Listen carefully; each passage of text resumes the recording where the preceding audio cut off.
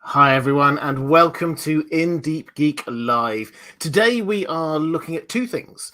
The main thing we're going to be looking at is, as advertised, Otto and Alicent Hightower, the Greens, the other half of the Dance of the Dragons. We were looking at the Blacks last time, we were looking at Rhaenyra, we talked a bit about Daemon Targaryen, but who are these two characters, Otto and Alicent Hightower, who launched this coup that led to the breakdown of Targaryen reign and rule for the huge civil war that ended the reign of the dragons. Yes, the Targaryen family carried on as rulers, but after the Dance of the Dragons, they were much diminished, and the dragons themselves were gone. So who are they? What were they wanting? That's what we're going to be looking at in just a bit. But there was some big news this week, exciting news, I think, in the wider world of fantasy TV shows. And that's the announcement that finally we have got a name for the Lord of the Rings TV show. It's been driving me crazy. I'm sure it's been driving many other people crazy that all this time we simply do not know what this TV show is called. So I'm going to talk about this first. Then I'll take a couple of questions if there's any questions about that.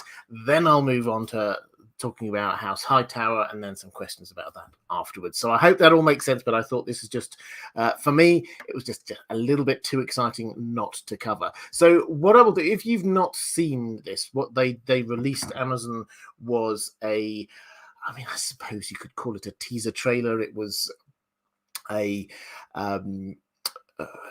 video deliberately made to announce the name of the TV show. And the TV show, in case you've missed it, is going to be called The Lord of the Rings, The Rings of Power. So that's what we're looking at. And if I can get the technology to work, which is a big if, but if I can get the technology to work, then maybe I can get... I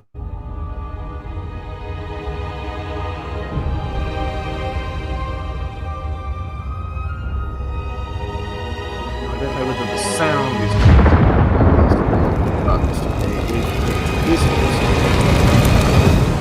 Three rings for the Elven Kings under the sky. 7 for the Dwarf Lords in their halls of stone. 9 for mortal men doomed to die. 1 for the Dark Lord on his dark throne. In the land of Mordor, for those who do not know, where the shadows lie. This wasn't CGI. This was just done.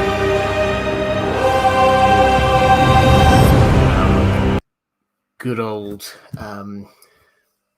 camera work. They genuinely just forged those things that we've got there in front of you. That's what you see. It's a proper working forge, and they forged this, the Rings of Power. So what can we say about this? Well, a lot. There was okay, so you can't hear me over the audio, so let's get rid of... Don't know whether that worked or not, but I hope you can hear me again now. So what can we say about this? Well, I think we can say a lot of things about this. The first one is obviously the name, The Rings of Power, which is very exciting. I think this looks amazing. I think that this is more evidence that Amazon are throwing everything at this. We knew this already, but every single thing that we've had so far looks astonishing. So one thing that I would just sort of add in, thinking about the fact this was not CGI, I personally think this was a good thing. One of the criticisms of the Hobbit movies was that they were too heavy on the CGI. So this is showing that they're not just throwing huge amounts of money at this to just try and make it look amazing with CGI and special effects. This is them just trying to get the right look. regardless of what it costs, how they're going to do it. Another thing we've discovered is if you've got the Amazon Prime on your TV, then you can actually find they've already got a placeholder on there, and you can find what the age rating is of it. In America, this is TV 14, which I believe presumably means that it's suitable for people over the age of 14. In the UK, it's 16 plus. Now, what does this mean? Well, I think this tells us a lot about the tone that they're going for. This isn't going to be hugely uber violent or anything like that. This is going to be continuing in the same vein as the main Lord of the Rings movies. So that is, I think, a really important thing in terms of the feel. And the feel is something I really want to talk about here, because they were deliberately, in my view, using this to make us make the connection back to the movies, back to the original Lord of the Rings movies. And they did this in a few ways, very deliberately, I think. The music, I'm not sure whether the music came through when I played the video, still not a technical expert, but it's Howard Shore who did the score for the original movies. He's doing it, I think he's got a collaborator this time as well, but he is doing it again for this TV show.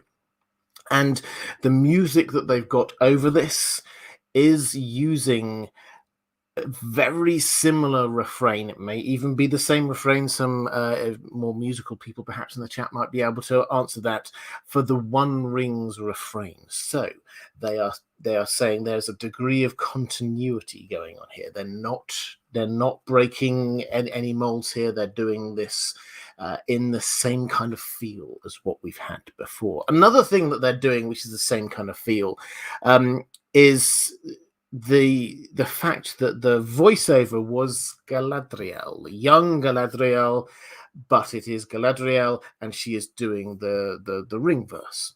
And that is what happened at the beginning of the Lord of the Rings movies. So again, our mind is going back to that. That's what they're wanting us to think. This is a prequel to the Lord of the Rings movies, is basically how they're trying to pitch this. Not just a random TV show somewhere in Tolkien's world. They're trying to draw the link. And the other thing, obviously, is the name itself. The way that they've structured this, the Lord of the Rings, the Rings of Power, is structured in exactly the same way that the movie titles were structured. The Lord of the Rings, the Fellowship of the Ring, and so on. So they are wanting, they will have workshopped this to death, I suspect. They will have workshopped this and thought, how do we give this impression that this is in safe hands? We shouldn't be worrying about it. This is going to be like the movies. This is the feel that they're going for. And there's one other thing that we have, which is a quote from the showrunners. This is the quote to go with this. J.D. Payne and Patrick McKay, will hear those names quite a lot, I suspect, over the next few years. They are the showrunners, and this is what they say by way of explanation. They say, "The Rings of Power unites all the major stories of Middle-earth's Second Age. The forging of the rings, the rise of the Dark Lord Sauron, the epic tale of Numenor, and the last alliance of elves and men. Until now, audiences have only seen on screen the story of the One Ring, but before there was one, there were many, and we're excited to share the epic story of them all." Now, this says a huge amount, because we have had very little official information about what this TV show is going to be about. We were told it's in the Second Age. The hints were it was going to be focused in on Numenor, but we had nothing else. And then we had a picture, which I've shown several times on these streams, which was the first promo picture that they did for this. And immediately people like me and other sort of fans go, that picture's not from the Second Age. That picture is from millennia earlier than that. That's not in Middle Earth. That's the Undying Lands. It immediately said this. The scale of this TV show is not just about Numenor in the Second Age. This is going to be much, much bigger. And to a certain extent, it had to be, because for those who know their Tolkien lore, then to understand the fall of Numenor, you do have to understand a huge amount of the background lore and history that happened way back in time before then. But this, we're told, is going to tell us about the Rings of Power. Now, the Rings of Power were forged about halfway through the Second Age, and the Second Age itself is over 3,000 years long, and the fall of Numenor happens at the end of the Second Age. So we've immediately got a time span of hundreds of years. They name check a few different things. The forging of the rings, that was in about 1500 in the Second Age. The rise of the Dark Lord Sauron, he declared himself in the year 1600. He launched his major invasion in the year 1700. So immediately we've got a 200-year span going on there. The epic tale of Numenor, which lasts the entire span of the Second Age, and the last alliance of elves and men, which happens right at the end of the Second Age. So the scope of what we're going to see here is going to be huge. This isn't just going to be a small story about a certain number of people over the course of a year or two. This is going to be a sprawling epic that tries to tell the story of the Second Age as a whole, and tries to tell the story of the Rings of Power. These are the 9, the 7, the 3, as well as the 1 ring. How are they going to do that? We don't know yet. My best guess is that they're probably going to not do it so much in flashbacks. I think the first couple of episodes, they were filmed separately and differently to the rest of the production, which seems to imply perhaps that's going to be a huge amount of sort of the background. Then maybe they're going to be showing us what happened with all of the rings afterwards. Maybe they'll show us the forging in these first 2 episodes, and then as the show develops, we'll see what happened. We know that 3 of these rings ended up in Numenor, so that's clearly one story we're going to be told. We know obviously where the 3 elven rings ended up, and we know from the books and the films 2 of those characters who have them very, very well, Elrond and Galadriel. They will definitely be appearing in this TV show.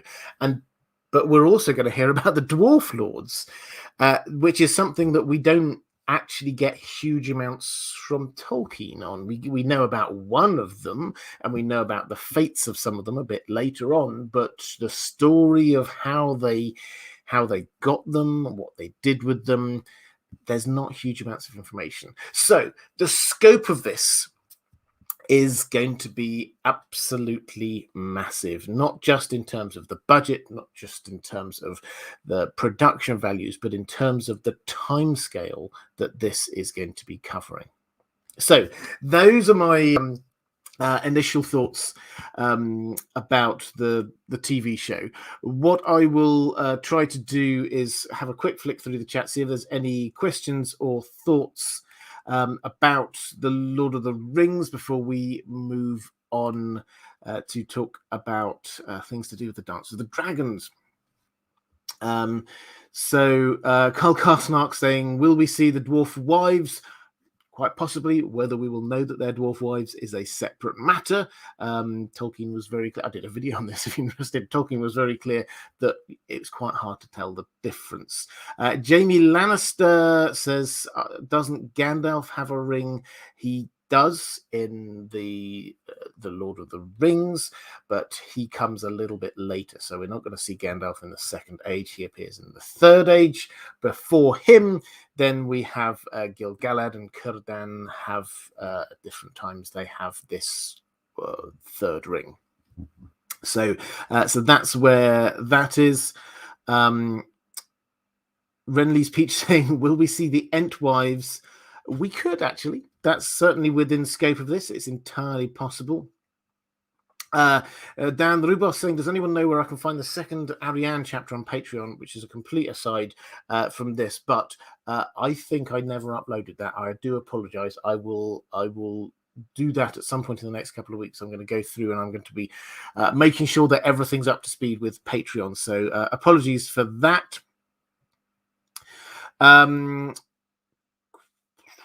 Just see if we've got any more questions about the Lord of the Rings stuff before we move on.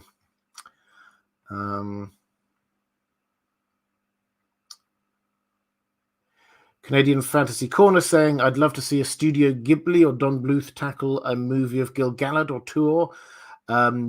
Yeah, absolutely, that would be good. And I think for those who've missed this sort of rights issue, there are the rights to make Tolkien things are split at the moment. They are split between Amazon, who appear to have the rights to make TV shows, and Time Warner through New Line Cinema, who appear to have the rights to make films, to make movies. And they're doing that. They're going to be making an anime based on the War of the Rohirrim, so the history of the Rohirrim. That is what we've got coming up over the course of the next few years, is two different rights holders creating things. I hope they're not going to contradict too much, but for a movie, then yes, we're looking at New Line Cinema and what they're going to be producing.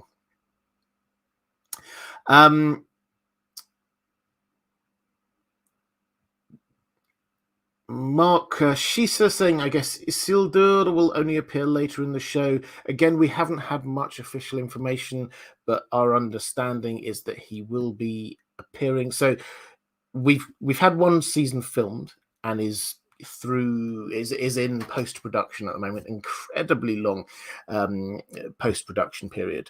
The second season hasn't started filming yet, but it is definitely going to happen, and we're told that they're thinking of having 5 seasons for this.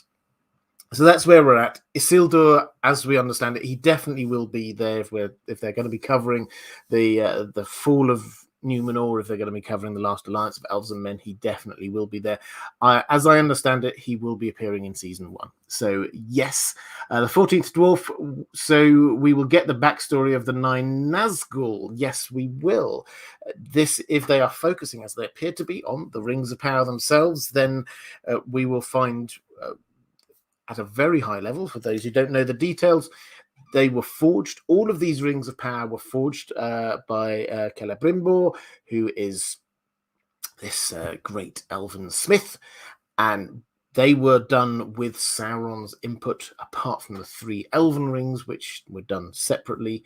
And then Sauron nipped back to Mordor to create the One Ring to rule them all, but his cunning plan didn't work. His cunning plan was that he would then put that ring on and control the people who are wearing the other rings, but the elves sensed what was going on and took their rings off, so it didn't work. So he said, right, plan B, I'll just invade and get all the rings, which he did.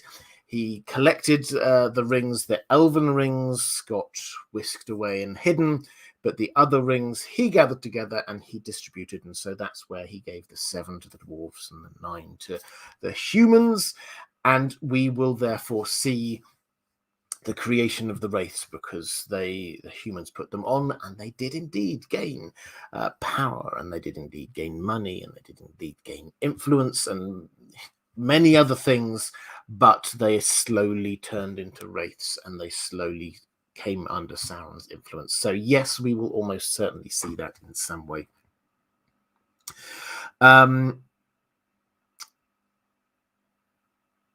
Edward says, wonder if we'll get any elaboration on the 7 rings given to the dwarves. Yeah, as I said, I think we definitely will. I'm quite excited about that. Ghost Ballerina is saying, excited to learn about the lesser rings. Yeah, I don't know whether you're talking about the 9, the 7, and the 3. When you're saying the lesser rings, they're generally called the Rings of Power. They weren't the One Ring. But there were also, and we're not told about this huge amount, but there were also lots of other smaller rings, less powerful rings, which were made at the same time. And I hope that we'll see some of them. The only time that it actually becomes really relevant to the story that we know is in The Hobbit, where and then leading into the Lord of the Rings, where Gandalf assumes that the ring that Bilbo picks up, it's clearly magical, it turns him invisible. He assumes that this is one of the lesser rings, the practice ones that they did that weren't as powerful as the 9, the 7, the 3, and then the 1. But they are out there, and we will surely see them forged, and maybe we'll find out about a few of them as well.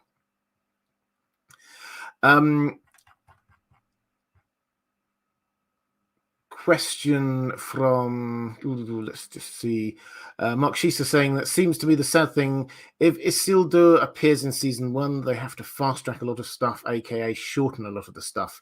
That makes me worry. Yeah, I don't know how they're going to structure this. This is the thing which at the moment is uppermost in my mind about how this is going to come across. I wonder whether they will tell the story of the downfall of Numenor flowing all the way through to the end of the Second Age, so the last alliance of elves and men, and end the whole arc with basically the opening scene, the flashback opening scene from the Lord of the Rings movies, when you get the Sauron having the ring cut from his finger by Isildur, and then Isildur deciding not to destroy the ring, Elrond shouting Isildur, all of that stuff. I think that's the point at which they will probably end it. But that means that they've got that one story running through 5 seasons.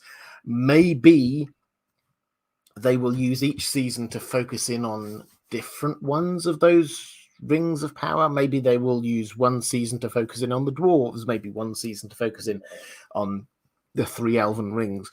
I don't know. It would be an interesting way of doing it, but they have got, whichever way they go, they have got a huge period of time to be covering, and they don't want to dot about too much, I don't think. So I think we have to wait and see. In any event, I'm definitely expecting the first couple of episodes to feel slightly different to the rest of the TV show.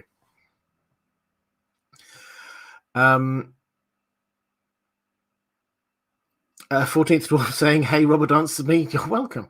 Carl Karsnark saying, pro tip, when in doubt, invade. That's definitely Sauron's thought. Let's go. Andrew Kay saying, really enjoyed the Jackson Lord of the Rings films. The Hobbit ones, not so much, although I don't hate them as much as some other people do. Yeah, I tend to see them not so much as an adaptation of the book. I was going to say the books, but the book, but or are more inspired by the book. They've got all the main beats of the story, and I really enjoy watching them, but I don't see the it's not a word for word adaptation in any way, shape, or form.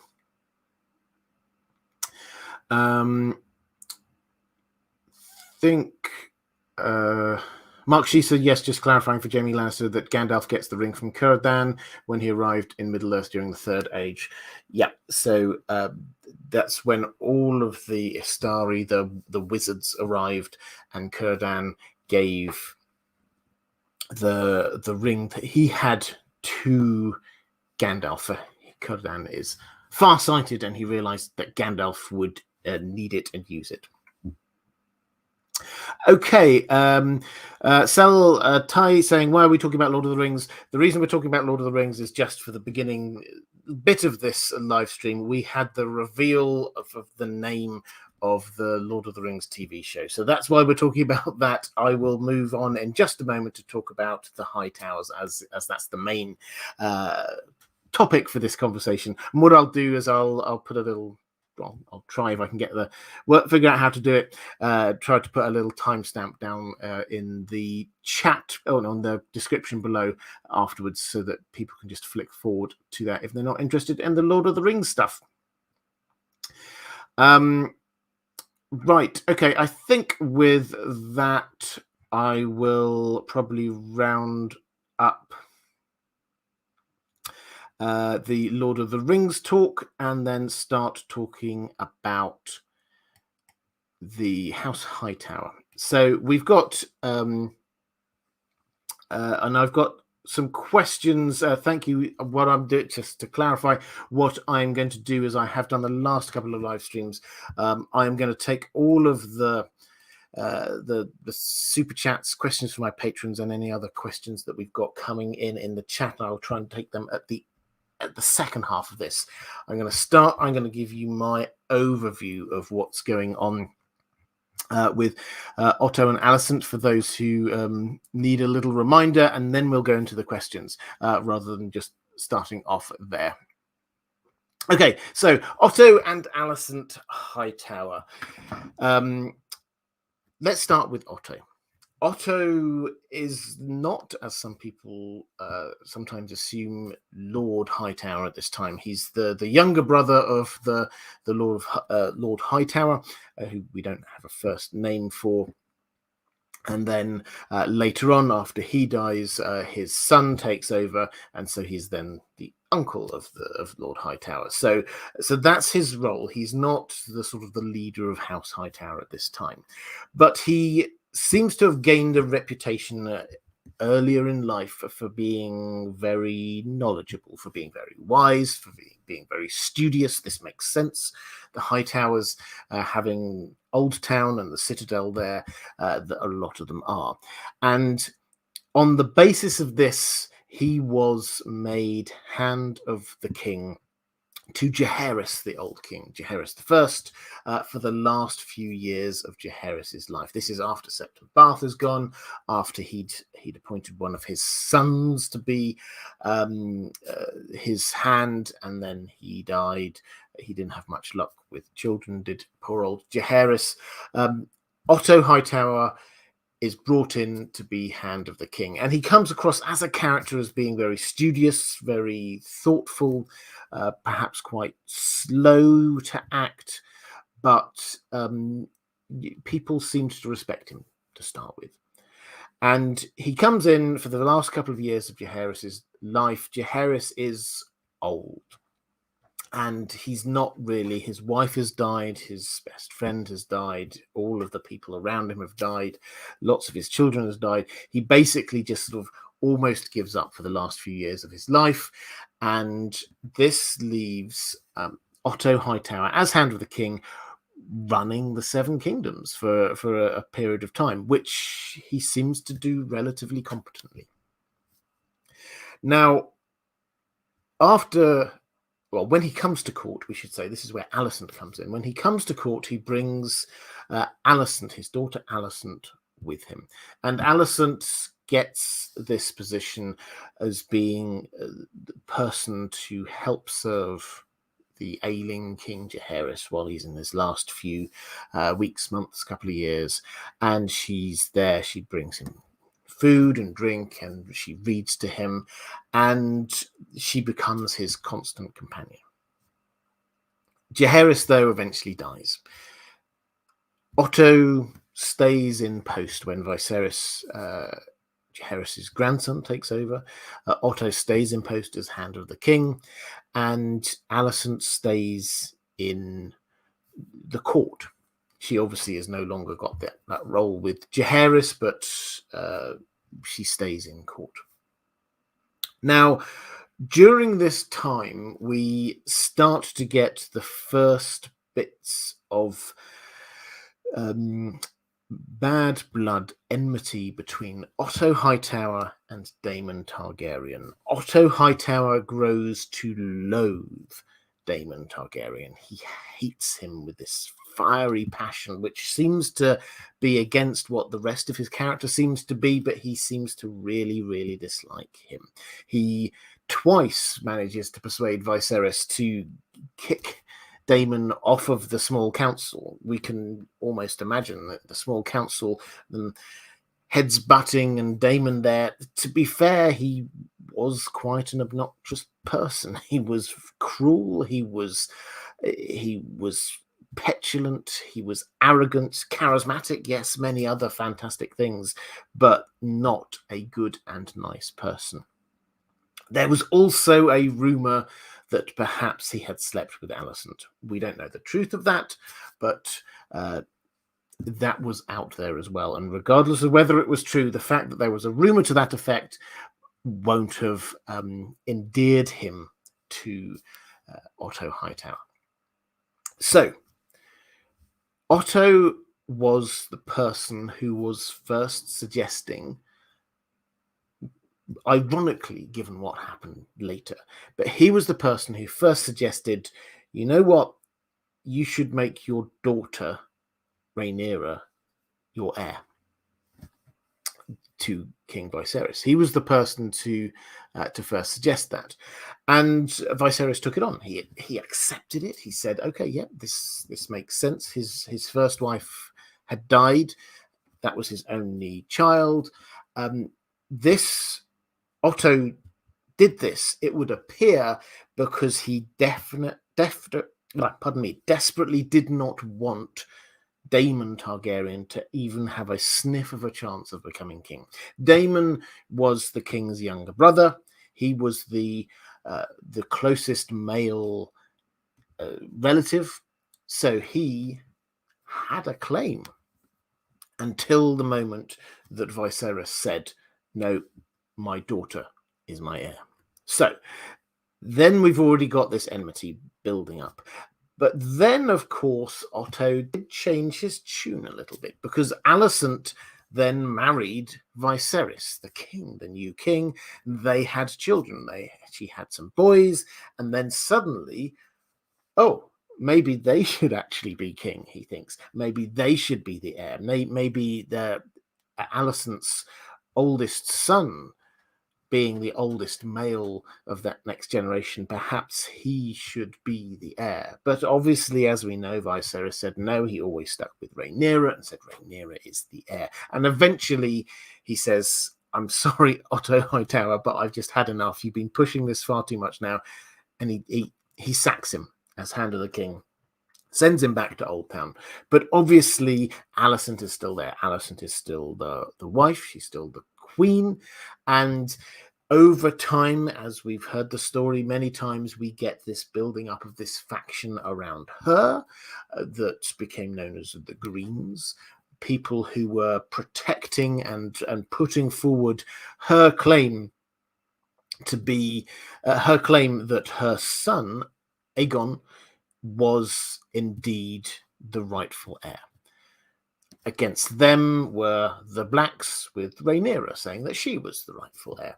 And over time, they started coming to blows. There was an unfortunate incident with an eye being cut out, and basically Viserys didn't handle this very well. He was a conflict avoider, it would appear, and he sent Rhaenyra off to Dragonstone with her new husband, Daemon. And Alicent stayed in King's Landing with him. Otto Hightower made his way back into the good graces and became Hand of the King again. And that's the point at which the king dies. And Otto Hightower and Alicent Hightower are two of the three, really. Criston Cole was the third. The three people who were the driving force behind this coup.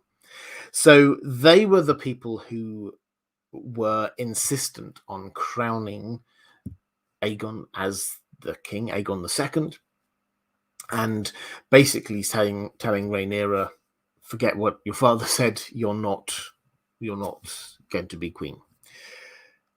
So I won't go through all the details of the dance itself. The most important point as far as those two Hightowers are concerned, because then a lot of the fighting went on, and that was the action happening elsewhere. Otto himself was again sacked as Hand of the King by Aegon, because he was just being a bit slow. The Blacks seemed to be gaining the upper hand, and Otto Hightower is there writing out ponderous letters asking support from people rather than going to war. Now, there is a clear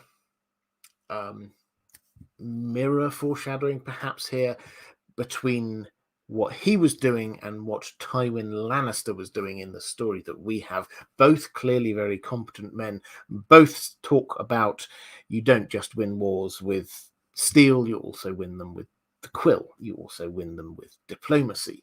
And Otto Hightower, he just frustrated his king.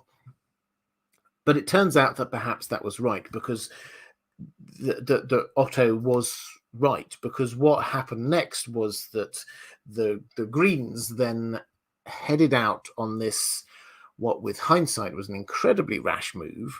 They sent Aemond Targaryen on his dragon, Criston Cole and the army out of King's Landing to try and take Harrenhal. Now this felt to them like a very sensible move, because what's happening at the time was that the Blacks were starting to claim a huge amount of land on mainland Westeros, and so they thought, well, we need to stop this. But the reality was that this left King's Landing unguarded, and Rhaenyra swooped in and took over King's Landing. She was there and ruled for 6 months. We talked about this last week. It was not a happy 6 months. But what she did, one of her very first acts, was just to execute Otto Hightower. No questions about this. He was gone. And that was the end of Otto Hightower. Whatever he had been planning clearly did not come to fruition. Alicent, however, Rhaenyra had some pity on. And she basically just put her under house arrest. The Queen in chains. She was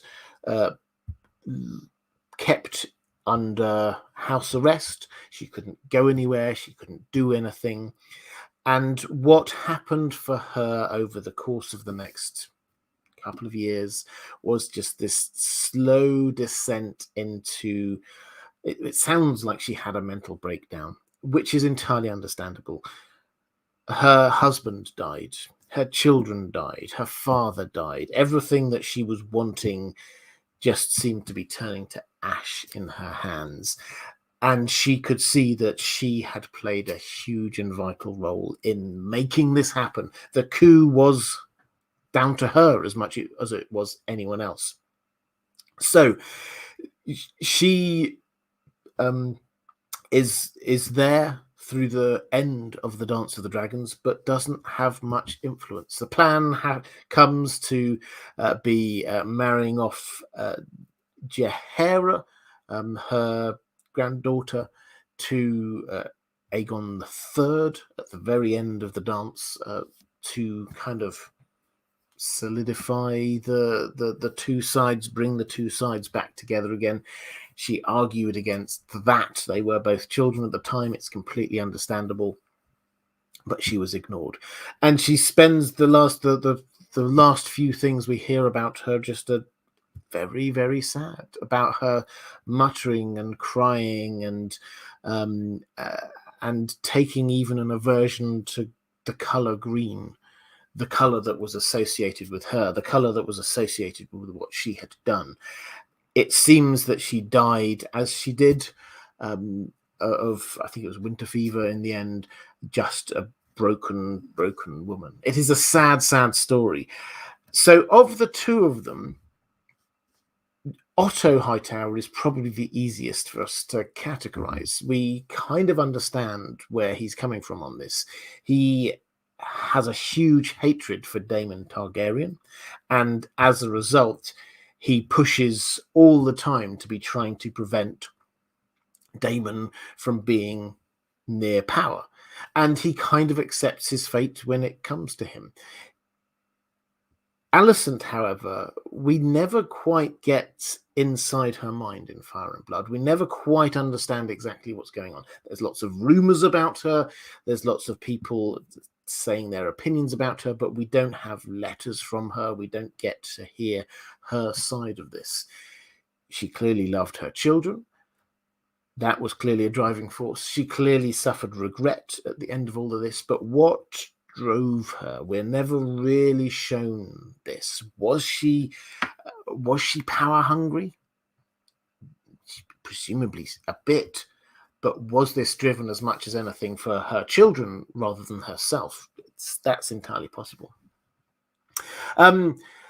Okay, so that's my sort of overview of what the Otto and Alicent Hightower are about.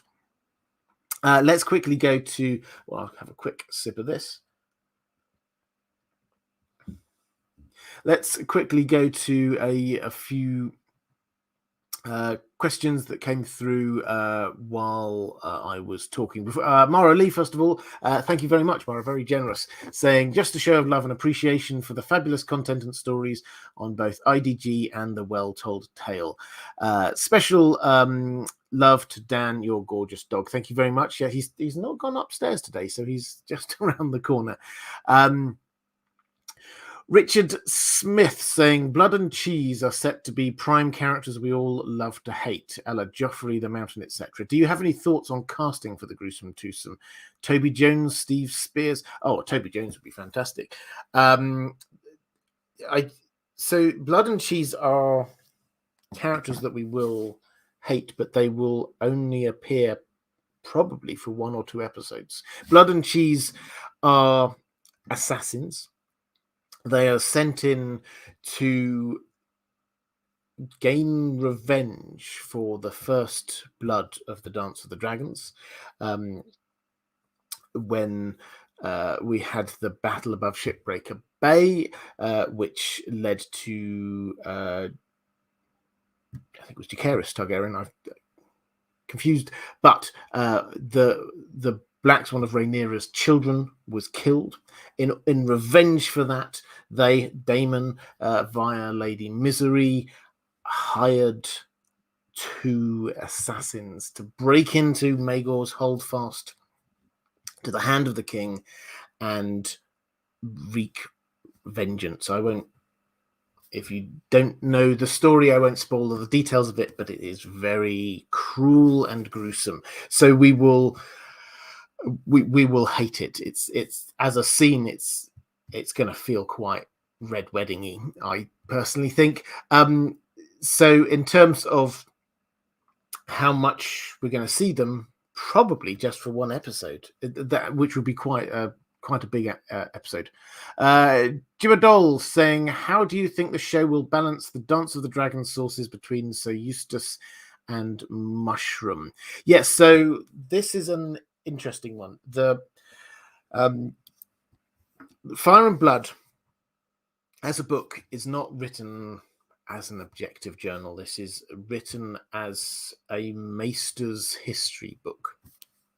So it's already coming through the lens of one of the Maesters, but he himself then, to add an extra layer here, he himself talks about his sources. During the Dance of the Dragons, the 2 biggest sources, Septon Eustace and Mushroom. Septon Eustace is High Septon. Mushroom is who loves scurrilous stories and rumors, and the versions of events that the 2 of them tell are often very different. So how are they going to balance this out? Because a lot of the time in Fire and Blood, then we get our narrator just sort of says, well, and those are the 2 things, perhaps we'll never know which is right, or something like that.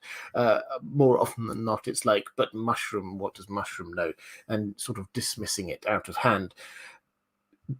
How is the show going to balance this? Well, I think a lot of the time they don't have to show us the detail. They can just sort of pan away. If it's done well, it won't feel weird or forced, but they can just sort of pan away and let us decide what happens. Probably sometimes they will have to make some executive decisions about exactly what happened. For example, in the Green Council, when they were deciding whether or not and how to launch the coup attempt to start with after Viserys' death, there are conflicting accounts there. I think on that kind of thing, then they will go, well, what actually seems to work best with the characters and the story that we're telling? And also, some of them we have to say, realistically, Mushroom wasn't there. So is mushroom a good source for this? Probably not. Mushroom is, however, probably a good source for some other things. Joel Hutchings saying Viserys' children are the first Targs with non-Valyrian blood. Rhaenyra is half Andal, his sons half First Men. Did this inform allegiances in the Dance of the Dragons? Could diluting Valyrian blood affect their dragons? Well, the short answer in terms of does it affect their dragons appears to be no. When you actually go all the way down to the family tree to Daenerys in the main A Song of Ice and Fire story, then actually you'll see that she's at most 1/8 Valyrian blood. So it's not, you don't have to be 100% pure Valyrian, pure Targaryen in order to have a dragon bond. That doesn't seem to be how this works. It obviously helps, but it doesn't seem to be essential. And this is where the dragon seeds as well came in. So the dragon seeds were illegitimate children of the Targaryens and Velaryons, who the blacks brought in to ride dragons. That seemed to work for some. Obviously it didn't, but for some of them it did. Did the question of whether the fact that Rhaenyra was half Andal, did it inform allegiances in the Dance of the Dragons? Well, to a degree, but this is as much to do with house allegiances anyway. So Emma Arryn was the mother of Rhaenyra, so obviously House Arryn will be supporting the blacks. That kind of makes sense. House Hightower obviously supporting the Greens, and then you get who is it who gets bought in. You get a few sort of foreign sales. Some of the free cities come in against Daemon. This is Otto Hightower. This was his doing, that because they hate Daemon Targaryen, and Otto knew that. Winterfell seems to have come in on the side of the blacks eventually because they had a personal visit and they got on. So that is how it seemed to be, a combination of family loyalties, and also there's a little bit of opportunism, it has to be said, but who asked most nicely? Your cheap date, thank you very much, very generous super chat, thank you, saying my kids and I really enjoy your content. I hope things are going well for you and yours. Thank you very much. Yes, they are. I'm having a good week actually. Roman Lakovets saying, why haven't the Hightowers participated in any military campaigns with the Tyrells despite being their sworn vassals? Well, this is an interesting question. So the Tyrells are, yes, they're the main the Lords Paramount in the Reach, but the Hightowers are old, rich, influential, almost self-sufficient. So the Hightowers can largely do what they want. One of the critical moments in the invasion was when the Hightowers opened up the gates to Old Town. That was seen as one of the most crucial moments. Now, have the Hightowers been involved in things that the Tyrells have done? Probably. We just don't hear huge amounts about it. I think that they probably were involved in the Tyrell army that went forth in Robert's rebellion, but they don't need to do stuff, is this sort of the short answer to this, because they are hugely important and hugely independent. It's noticeable. Game of Thrones gave us a quite skewed view of the importance of various houses. When you read Fire and Blood, you get this very clear idea that the Targaryens are the top most influential house, obviously, and underneath them there are three. There are three big and important houses: House Velaryon, House Baratheon, and House Hightower. Those three were bigger and more important than the Starks, even the Lannisters. They were the top three. So the Tyrells came relatively late to this party. The Tyrells were an old house, but they only became Lords Paramount of the Reach after Aegon's invasion, once the Gardeners had gone. And so by the time of the Dance of the Dragons, it's only been a few generations that they've been there. So we're told, if you read things like the World of Ice and Fire, we're told very clearly that a lot of these other houses and this was the case in the Reach as well as in the Riverlands with House Tully, but a lot of these other houses go, well, why are they in charge? We're older, we're richer, we've got a greater history, we've got stronger connections with the original Gardener line. Why on earth are they there? So the Tyrells, although yes, by the time of A Song of Ice and Fire, they are clearly the Lords Paramount of the Reach, they're not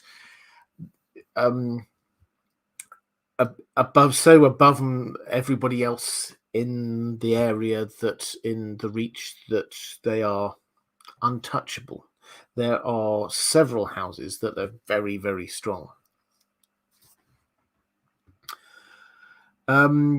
Lyle Hammock, thank you very much, saying, hello, Robert, no question, just a little something as a thank you for your work. Also, get ready, you will have a lot to cover this year. I will have a lot to cover this year. I'm really looking forward to it, I have to say.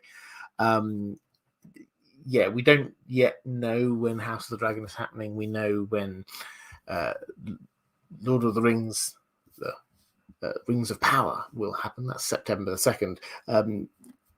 I think I did maybe a couple of weeks ago. I was talking through my logic of when I think House of the Dragon might happen. It might be before, it might be after, but yes, definitely there's a lot going on. And I'm really looking forward to it. Okay, let's go to questions from my patrons. Diego Godoy saying, hola, Robert. Hola. How much credit do you give to the rumours that near the end of Jaehaerys' life, Alicent became more than just his helper? Could this have shaped her ambition towards her future relation with Viserys? Thanks.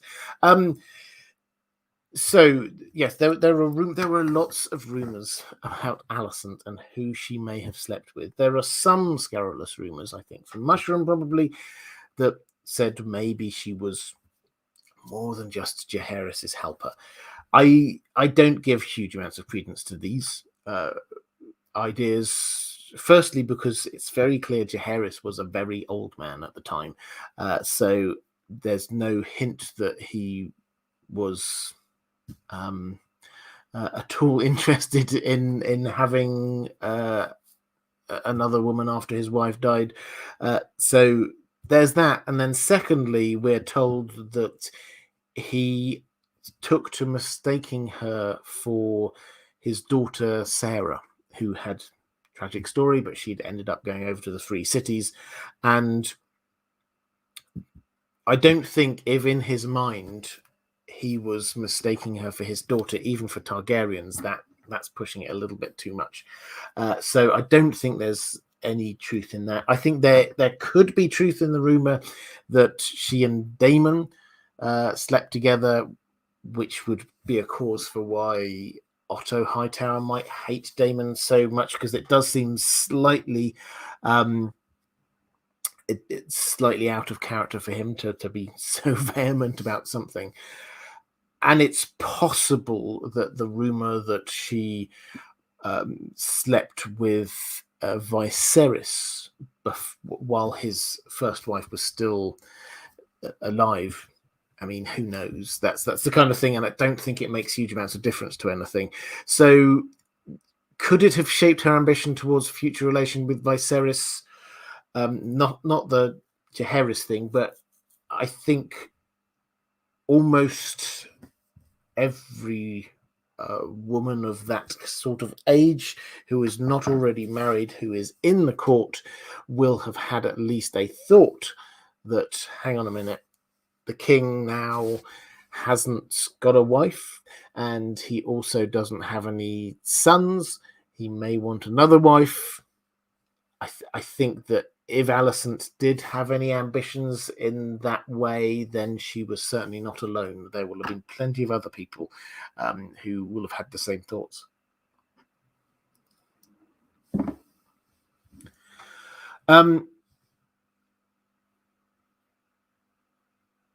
Andrew Kay saying, I hope for a spring release for House of the Dragon. Summer releases tend not to become quite the same spectacle. Might be a tough post-production turnaround, but best to stay clear of the Rings of Power. Yeah, so I mean, I'll give my highlights of my thoughts there. So, as I understand it, on House of the Dragon, they are still filming. We've certainly not had the what we almost always have, the tweet saying, and that's a wrap, or something like that. And we were told Matt Smith once, a couple of months ago in an interview, talked about filming through to January. So as far as we're aware, they're still filming. They're probably just about to finish. I think ideally they would have liked April, but I think that is far too tight a turnaround for something which will be relatively heavy on CGI and things like that in terms of post-production. They could wait all the way through until after we've had the Rings of Power, but I'm holding out for June, July. That's where I think is currently. That's my most likely. But as I say, I think I gave a shout out to this when I was talking about it before. The Dragon Demands has got a very clear breakdown of the possible windows for when House of the Dragon could come up. But no, there is no way on this planet that House of the Dragon and the Rings of Power will come out at the same time. They are both the big thing for each of those networks. This is Amazon's big thing. This is HBO's big thing. This is what they're wanting, and they will want to make sure that when it launches their product, it gets all of the Entertainment Weekly headlines, all of the covers of the magazines, all of the coverage. Absolutely everything is focused in on them. They do not wish to be competing with somebody else for that. Okay. Jamie Lester saying, I think they've probably started post-production already. Yes, that's true. And there is definitely precedent for Game of Thrones in its early seasons had an annual turnaround. They produced the whole thing within a year, so it's possible, but they didn't usually film for quite as long as they have done for House of the Dragon, and the early seasons required a whole lot less CGI than they will need for this. So I'm still thinking June.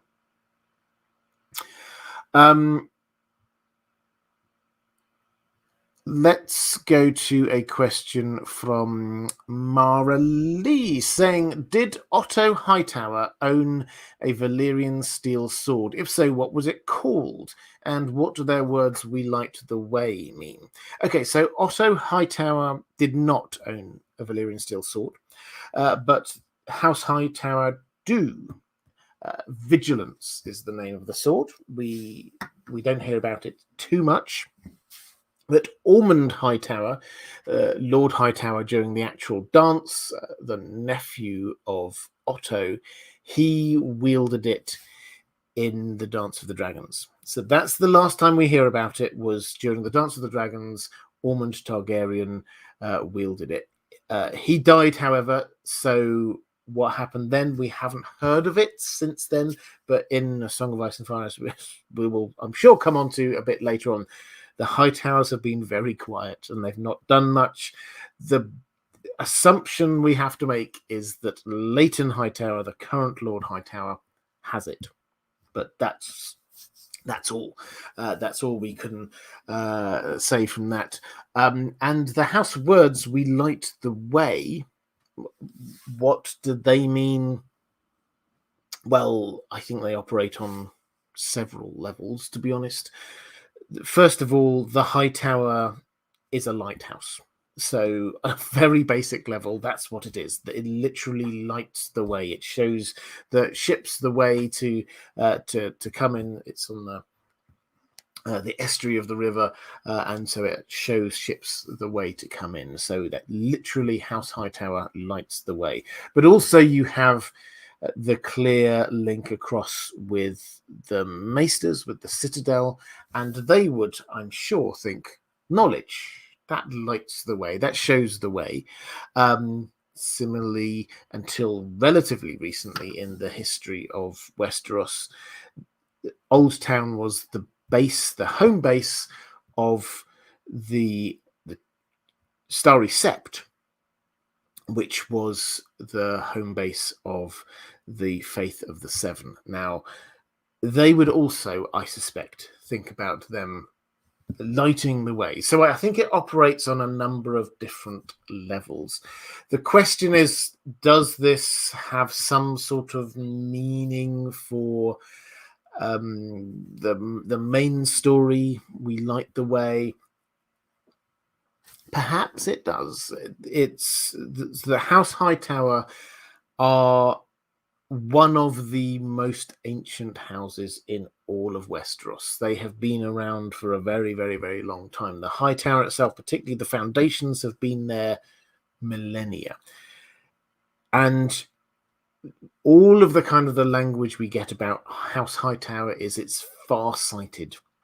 They see things. You can see the wall from the Hightower. Almost certainly you can't, but there are rumors that they know magic. Perhaps they're learning things from up there. This is the kind of thing that, particularly with this idea of vigilance as the name of their sword, as a house, they're there, they're on guard, they're on the lookout, they're seeing things. And whereas they might not be the people actually doing the stuff, they light the way. They're the ones who show how things are to happen. So what does that mean for A Song of Ice and Fire? Well, I suspect at a very basic level, the information, the knowledge that is stored in the Citadel will play an important role. Sam will gather some information from there. The House Hightower will not stay silent. I am sure they will start to play an active role in what is going on. And they're not going to be doing things so much as showing people what needs to happen.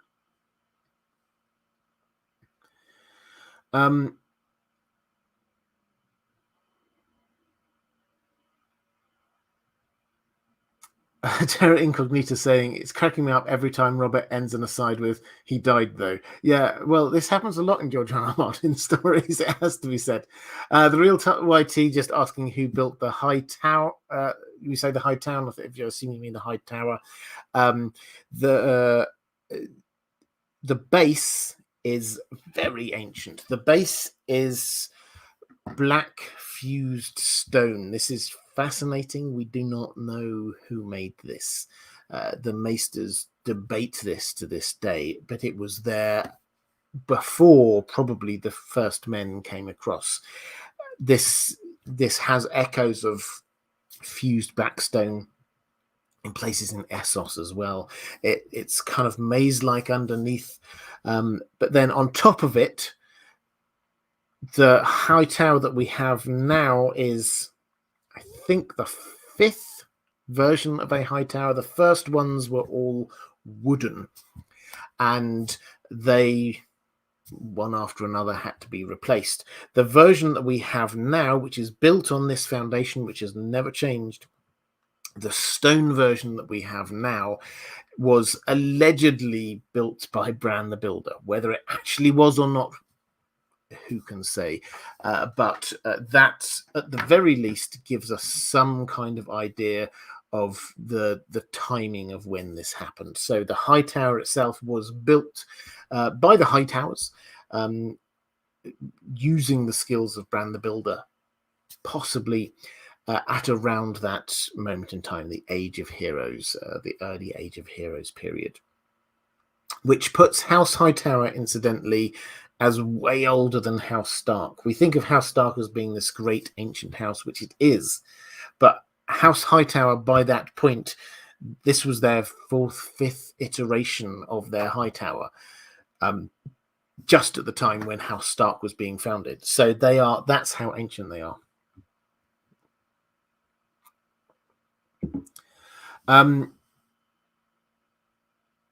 Edward says black fused stone, not to be confused with oily black stone or rolling black stone. Yeah, there's a lot of black stones in George R. R. Martin's world. I've at some point I'm wondering I might do a video on the black stones and what the different types are and what they might mean. If that does interest you, just let me know in the comments or something. It's one of the things that I think, I think that would be interesting, but then I think, is anyone else really going to want to watch a video about the black stone? I don't know, but let me know if that's something you think it might be quite fun. So let's go to a question from 444. Hi, Robert. I can see Alicent as maybe the most tragic character of the entire dance. She was a queen and mother of the king, but in the end she outlived all her children and grandchildren, except the alleged son of Aemond and Alice Rivers. And the last years of her life were full of grief, despair, maybe even madness. I wonder how much of Alicent's end will echo in Cersei's story. I'll answer this, and you have a second question coming up as well there. But just in terms of Cersei, yeah, there's definitely the woman who made a bid for the throne, effectively, for her children, and then her children all die. That clearly does have echoes of Cersei. And I think that the idea that when Cersei's children die, which is what Maggie the Frog prophesied would happen, all her children die, what will Cersei be like? She will become even more unhinged, one would suspect. So yes, there are certainly echoes of this going on in Cersei. I think that Cersei also has echoes of Rhaenyra. We talked about that last week, but so I don't think it's a sort of a straight match. But yes, there's definitely, I think, echoes. You also say, regarding influences on the Dance of the Dragons, my knowledge about the English history period called the Anarchy is limited. But the Targaryen civil war between the king's daughter, designated as an heir, with a nephew who seized the throne for himself, reminds me of the start of the conflict between Empress Matilda and King Stephen. Do you see more inspiration from this period, similar to what the Wars of the Roses were for the main series? Yes. This is, and George R. R. Martin says he takes inspiration from history, and this for me is one of the, I mean, he doesn't cut and paste it, but this is one of the closest, most clearly aligned moments. The period of English history we're talking about here is roughly the mid-12th century. It's called the Anarchy for obvious reasons, because it was that the entire country was ripped apart. There were two different people claiming to be the rightful ruler. Nobody really knew who was in charge. It was an anarchic situation. The situation, very roughly, as I'm not an expert either, but this is sort of my general historical knowledge of the period, is you had King Henry I, who had a son, but the son died. And he decided that he was going to name as his heir his daughter, Matilda. So far, clearly mapping across to the Dance with the Dragons. And and he said, this is the person who's going to be taking over after me. However, then we get when Stephen dies and Matilda's thinks, aha, that's it, I'm now going to be in charge. She wasn't around at that moment in time, and Stephen, the nephew, who was the next male heir in line, he said, well, I'm not having that, I'm going to be king. And he got himself crowned king. And what followed was a civil war. It was a horrible civil war, which lasted several years. You name checked Cadfael there, I think, actually in the question. If you ever want to know about what this period of history is like, Brother Cadfael is a medieval murder mystery, a series of books, excellent, and it had Derek Jacobi. This is back, I think, probably in the 1990s or something like that. Derek Jacobi did a fantastic job of bringing that to life for the TV. No idea where you'd be able to find it, but complete digression. Anyway, so we have the woman who was nominated as the heir not getting the throne, and then you get the nephew who comes in and claims it. And then, to add to the echoes across the Dance with the Dragons, there comes a moment when it looks like Matilda is going to win. Stephen gets captured. She decides to go and get herself crowned in the capital, but ends up getting chased out by a rabble of small folk, effectively, which is exactly what happened to Rhaenyra. She goes to King's Landing, she reigns, but then eventually gets hounded out by the small folk. In the end, Stephen does win.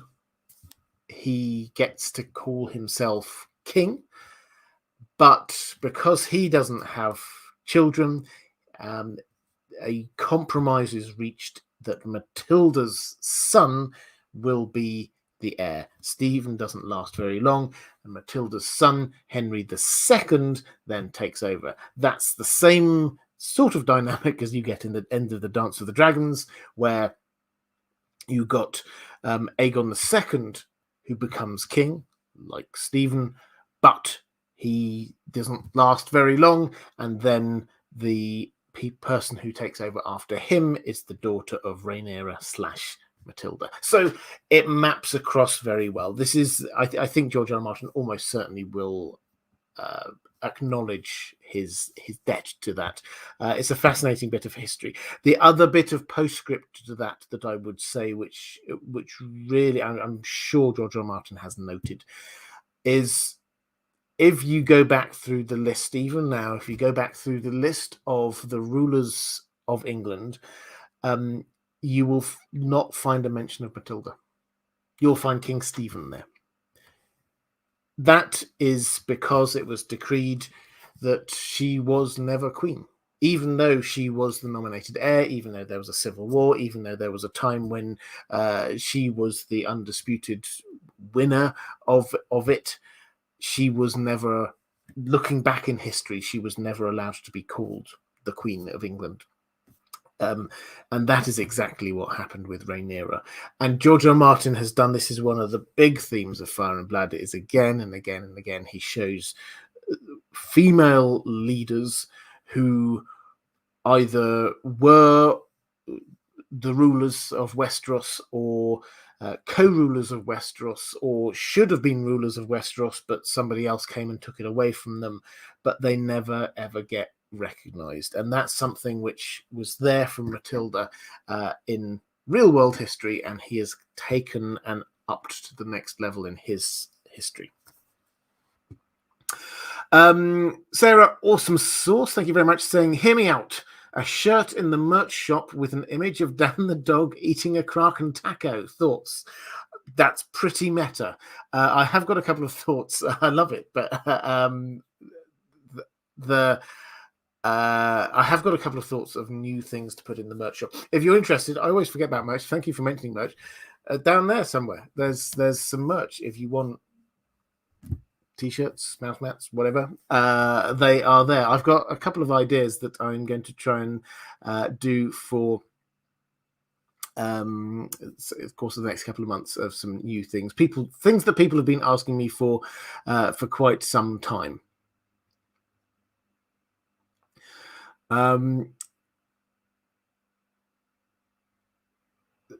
Britt Logan, oh, that's incredibly generous. Thank you very much, Britt, saying thank you for your inspiration. Well, thank you very much. I very much appreciate it. Lyle Hammock saying the lower level of Minas Tirith also is made of fused unbreakable black stone. Ditto Orthanc. Yes, so George R. R. Martin for the Black Stone definitely took inspiration from Middle Earth. He took a lot of inspiration from Middle Earth, as we know. I was actually looking at that today for a completely different video, a Lord of the Rings video. But yes, that's when you read it, it does read very, very similarly to how George R. R. Martin describes it. That's Rubenfield saying she was also stuck abroad because she was pregnant. Yep, so that's another link across with with the Dance of the Dragons. Wheezy Squeezebox saying check out Horrible Histories on YouTube for their very funny take on Matilda versus Stephen. Horrible Histories, I would always recommend. They're British. If you're a watcher of British TV, then I'm sure you'll be aware of Horrible Histories.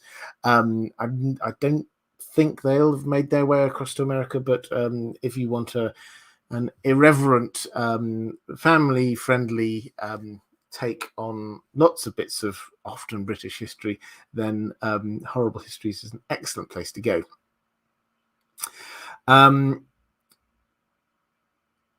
Alex B, the conflict I was talking about is called the Anarchy. This is back in English, deep in English history. Reflective Rambling saying Cadfile is apparently available on Amazon in the US and was on PBS Mystery in the early to mid 90s. Well, there you go. Yeah, I would recommend. I always recommend anything with Derek Jacobi, but yeah, it's that was particularly good, I thought. Cloaked One, thank you very much, saying not at all related to the topic at hand, but thank you for starting the picture of Dorian Gray on the Well Told Tale. It's a personal favourite of a close friend of mine and really made their day.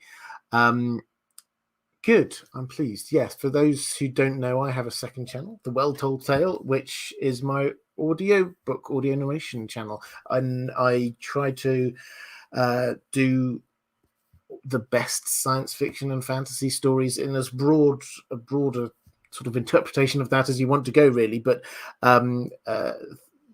best science fiction and fantasy stories ever written. And the picture of Dorian Gray, it's a favorite of mine as well. It's going to be quite a long one. I think it's going to be over about 10 episodes, this, but it's a fantastic story. The only novel that Oscar Wilde ever wrote. He's mostly playwright and short stories, but yeah, this is excellent. I'm really enjoying reading it again, as well as reading it out loud. Some fantastic characters in there. Cole Carsnock saying Gondolin was built on a large mass of black stone as well. Yeah, lots of black stone in Middle Earth. Okay, let's go to question from Catherine Furseth, saying, Robert, thanks for making the dark and cold month of January become a little more fun. You are very welcome. I wondered about Otto Hightower's relationship with his house and the reigning lord of that house at the time. Do you think House Hightower supported his policies and his scheming in order to influence the king and the subsequent succession, or was his actions and opinions independent of the opinions of House Hightower, which has always seemed to favour caution above all else? Yeah, we're not told, is the short answer. We know that he, with his brother, when his brother was the Lord Hightower, unnamed brother, that he wrote him letters there, sort of moaning about, this is one of the bits of information we have, is we have a letter saying how Daemon Targaryen can never be anywhere near the throne, he would be another Maegor the Cruel or worse, is what he says. So he clearly was had a good relationship with his brother. As for his nephew, we're not really told. It's an interesting dynamic, because he, as Hand of the King, was the most important, other than the king himself, the most important person and powerful person in the entire Seven Kingdoms. But House Hightower generally have kept themselves out of all of this. This is the one moment that they really kind of stepped out and took a gamble when they didn't have to. What they have, their history has often been to sort of sit back, see what happens with events, and then just sort of roll with the punches, just sort of flow with the river, which, choose your analogy, just to make sure that they are okay, that the Old Town is okay, and they will just go with what is most expedient. This is an aberration from that. This is them, or at least a couple of them, making a bid for the throne. It feels like, and the more I read this, the more it feels like this. It feels like a personal vendetta between Otto Hightower and Daemon Targaryen. One-sided, in fact. I suspect Daemon doesn't really care that much. I think he comes across as somebody who makes lots of enemies. But for Otto Hightower, this was personal. So I don't think this was House Hightower giving orders to him to go and do a thing. But they obviously had to support it. What is interesting that maybe somebody who's got a lot of time on their hands might do is to have a look at the strength of the army that they sent out, because we're told the exact strength of the army that they sent out. It never actually reached King's Landing. It felt a bit late. It felt to me a little, not half-hearted, but doing what we have to do, but really, House Hightower, we have to make sure Old Town's okay. So how big a proportion of their potentially available army was there? It certainly was a lot smaller than the Reach army, which marched out for Robert's Rebellion. That was a very different matter entirely. So what was the relationship like? Did they support him? Well, yes, but not so much that there was any chance that they would get kicked out at the end of it. Oh, lots of love for horrible histories coming up in the chat, which that makes me very happy.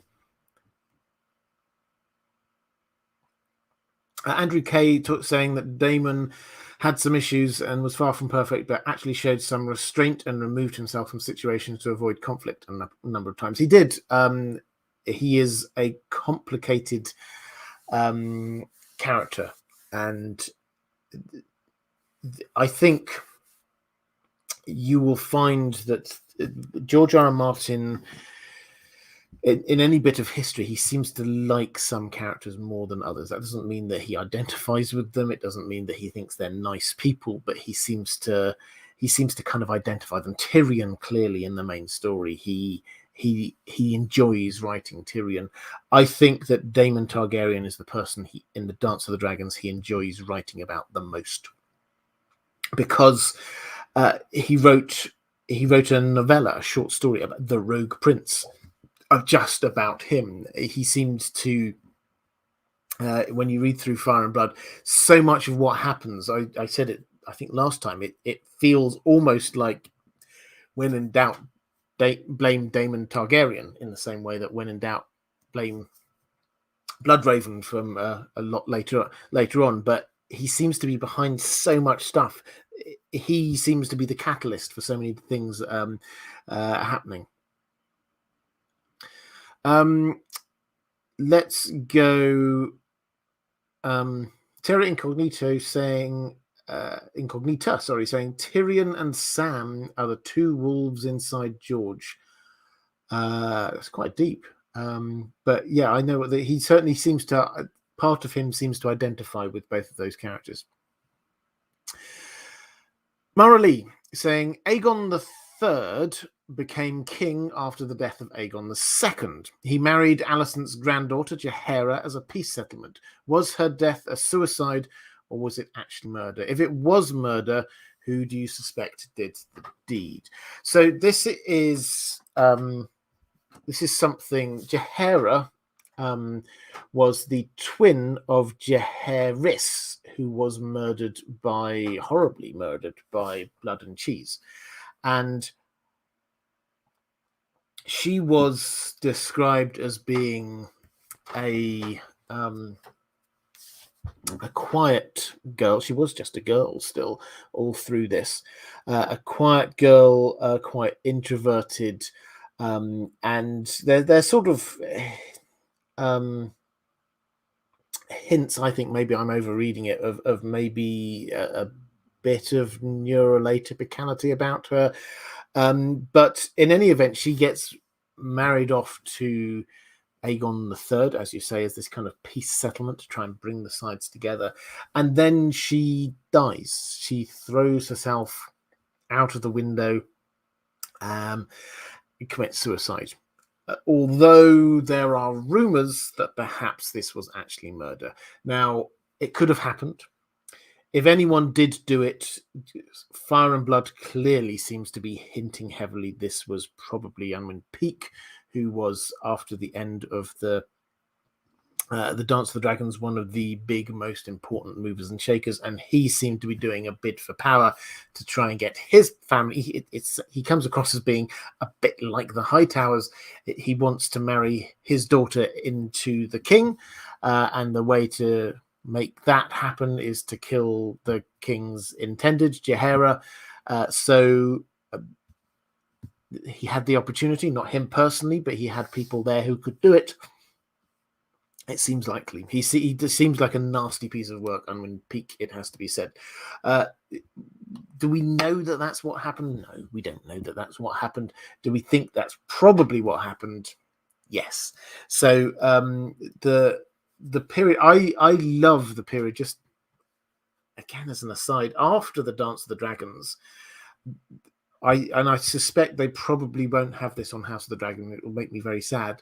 But I find fascinating that period just after the Dance of the Dragons, when we get the Regency. So many different characters vying for some degree of control in this new world, because the world has changed. The world has shifted. The people who had been dominating the political landscape for decades were gone. The Hightowers were out of there. Rhaenyra, Daemon Targaryen was gone.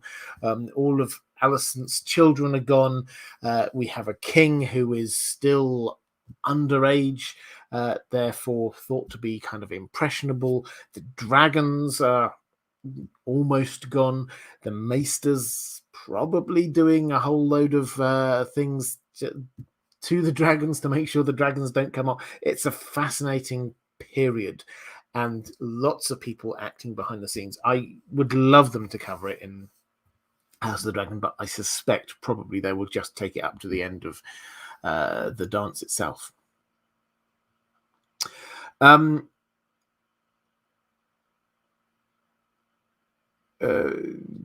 Do Cash Boy saying in correlation to Dunk and Egg, where does this take place in the time frame? So the Dance of the Dragons is before Dunk and Egg. Basically, you get, so very roughly, you have the Dance of the Dragons halfway through the Targaryen rule, then halfway again between there and the story we have, you can have Dunk and Egg and the Blackfire rebellions. So that's roughly how it kind of maps across.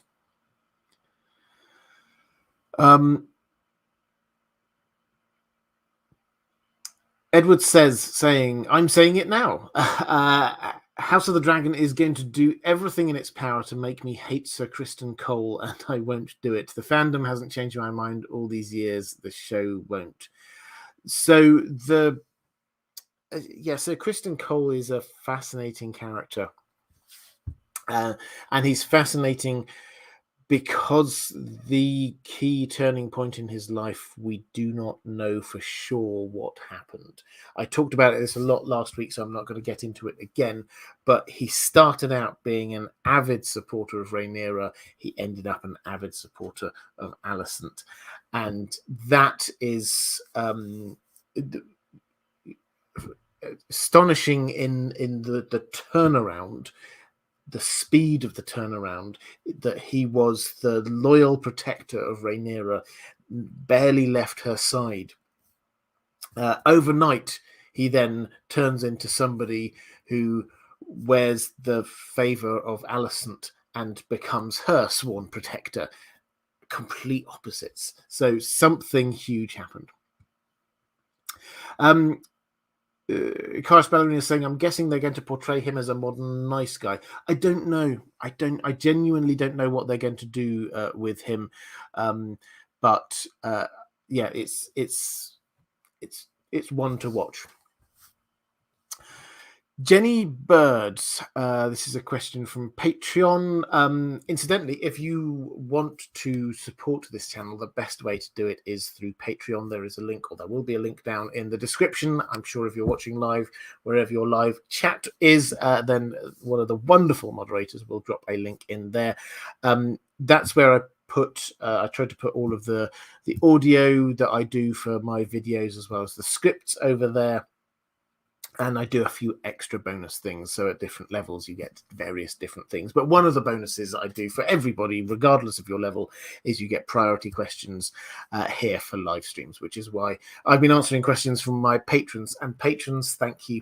I cannot do what I do without your support. It means absolutely everything to me. So thank you so much. And while I'm doing thank yous, moderators, you're amazing. Thank you so much. If you're watching this live, please put a little bit of love in the chat to the moderators, please, who are doing a fantastic job again today. But I was answering a question from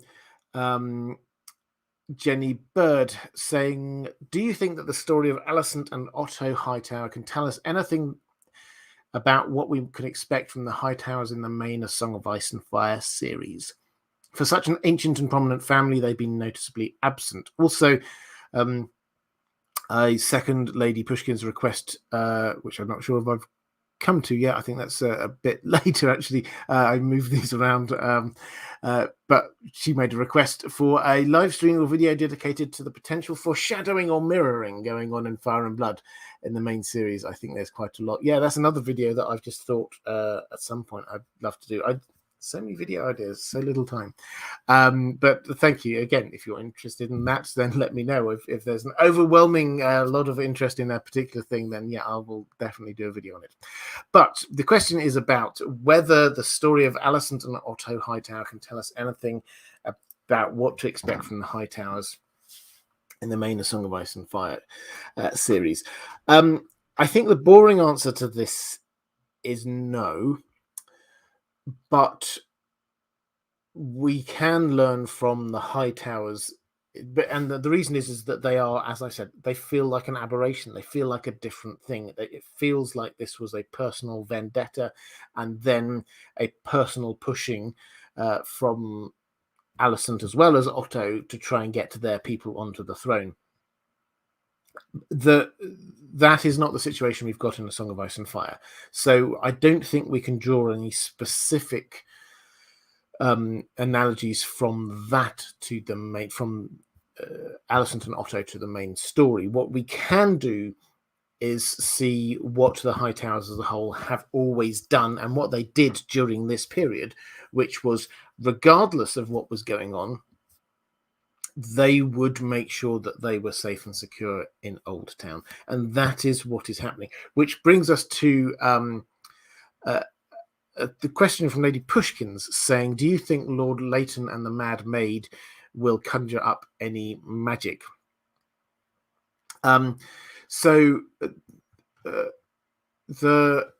This is in our current story that we've got at the moment.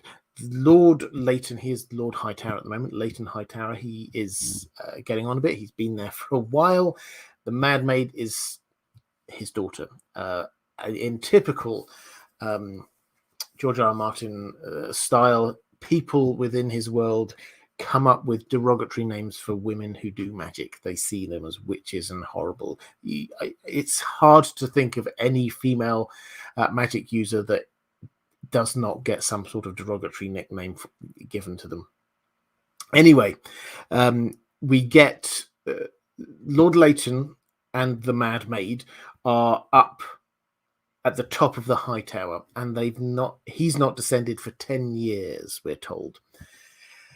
So connecting in with what we were talking about just a moment ago, I think it's fair to say that we should expect them to be doing something. They're not just sitting there twiddling their thumbs. We should expect them to be doing something.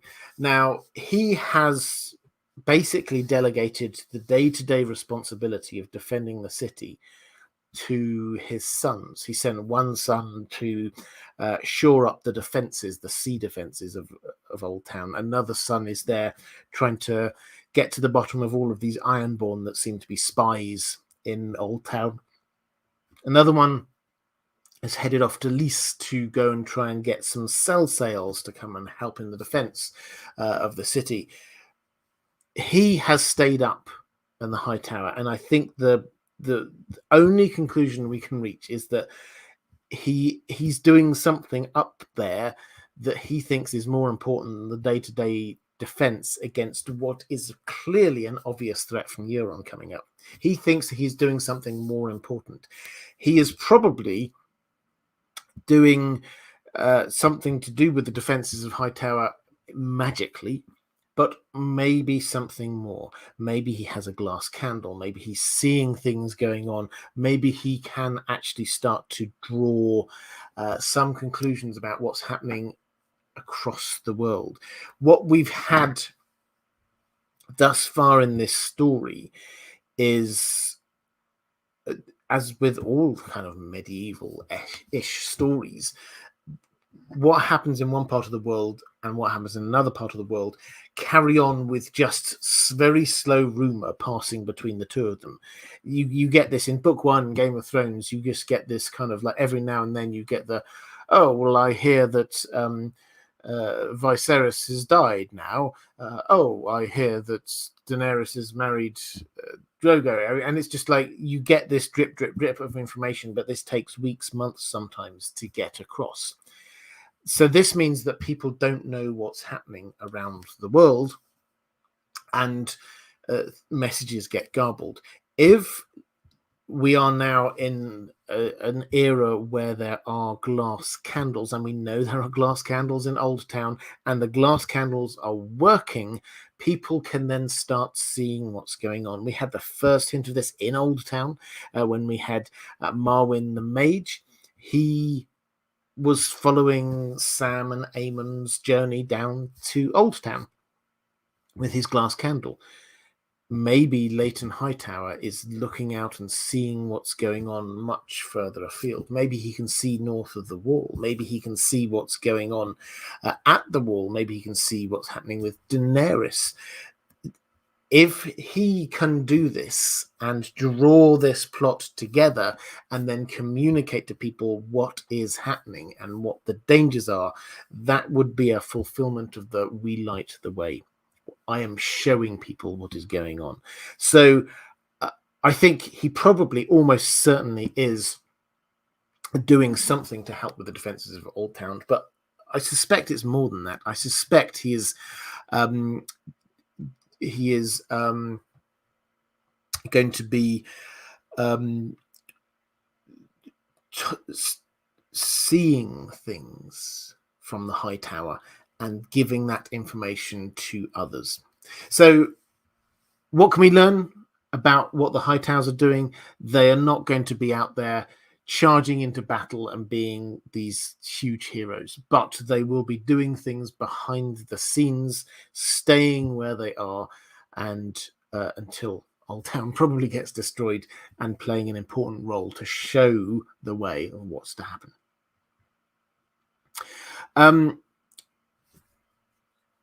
let's have a quick look in the chat. Actually, I've only got one more question from my patrons, so now is a good time to drop some questions into the chat. I will try and pick up as many of these as I possibly can. Megan Forrest, thank you so much. I didn't see a question attached to that one, but if you did have one, then just drop it in the chat, and I'm sure one of the moderators will pick that up. Megan Forrest saying, how religious is House Hightower? This is a good question. Some of them do go into the faith of the Seven, but it's not. It never gives. We never get the impression that they are sort of a faith-driven house. They're there for the faith and reason and looking after Old Town. When members of House Hightower go into the faith of the Seven, it seems to be almost as much about influence as it is about an actual faith or belief in it. Andrew Kay just agreeing with you. I think they're interconnected with the faith for political influence, in my opinion. I would agree with that.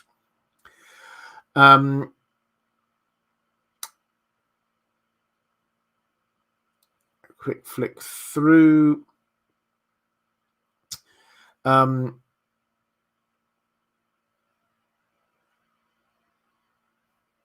Christy Robinson saying some can travel by dragon and bring back news. Absolutely. So what now Daenerys is doing that, then we certainly can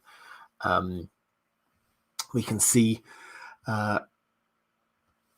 what's happening in different bits of Essos, and then we will move across to Westeros. Lady Pushkin's saying, this is the question sort of that we were referencing earlier. Is there a chance I could do live stream on foreshadowing that are there from Fire and Blood? Do you think there are any bits of foreshadowing in Fire and Blood? So one of them, just when we were talking about Daenerys there, the dragons is definitely one of them.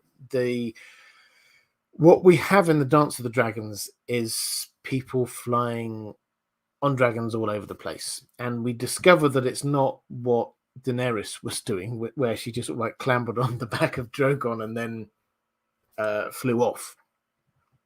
She is there being flown, not able to guide him at all. He seems to be doing exactly what he wants to do. And she even starts thinking, well, what were the old how did the old Valyrians do this? They flew on dragons. Now, I think we're going to have a couple of things. First of all, she specifically thinks, I'm sure they used to have horns, magical horns that could be used to control their dragons. And what do we have heading towards Meereen at this moment? We have somebody with a magical horn called Dragonbinder that is supposedly there to control dragons. So that's one part of it. Another part of it is saddle. It's very clear that dragons, they had saddles back in the day of the Dance of the Dragons. And chains, they were sort of, people were held on by chains. I think this will probably come with Tyrion. Tyrion as a character, he knows probably more than anyone about dragons. It didn't come up so much on the show. He seemed to not 100% sure what was going on with dragons, but in the books, it's very clear. We read in the first few Tyrion chapters again and again and again. We hear about how he's read all these books about dragons, about how he stares into the fire for looking for dragons, about how he went and investigated the dragon skulls in King's Landing, all of these thoughts about dragons. And then in the most recent book, he actually writes about dragons. He's asked to, when he's on the Shy Maid, he's asked to write down all of his knowledge about dragons just in this book, and he has now written a book about dragons. So I think when he arrives, Daenerys is going to come back to Meereen, and she's going to be she's going to be many things, but one of them is wanting to know how to control her dragon better. And Tyrion, one of the ways I suspect that Tyrion will win her trust and her faith is by being the kind of person who can advise her on how this works, telling her what used to happen. We know she loves this stuff. She's always asking what happened in Westeros, what about my family history. She's always asking people these kinds of things, and Tyrion can tell her. And he has got experience of making a saddle for Bran, which we thought at the time was foreshadowing, and very probably is. He's very probably going to design a saddle for her to be riding a dragon. So that's one of the bits of foreshadowing that is that sort of foreshadowing, I would say. There are other ones. I mentioned the Rhaenyra Cersei one. I think is very clearly there.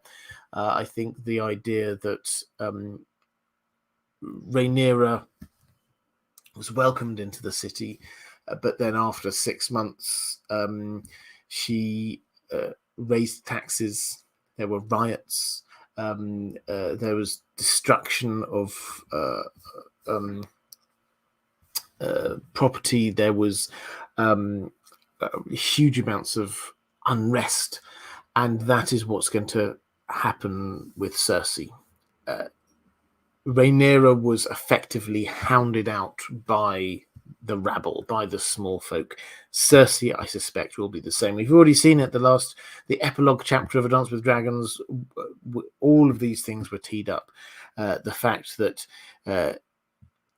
they don't have much money, and Kevin Lannister is saying, well, we shouldn't raise taxes because the people won't like that, and we need to make sure that they're not going to riot.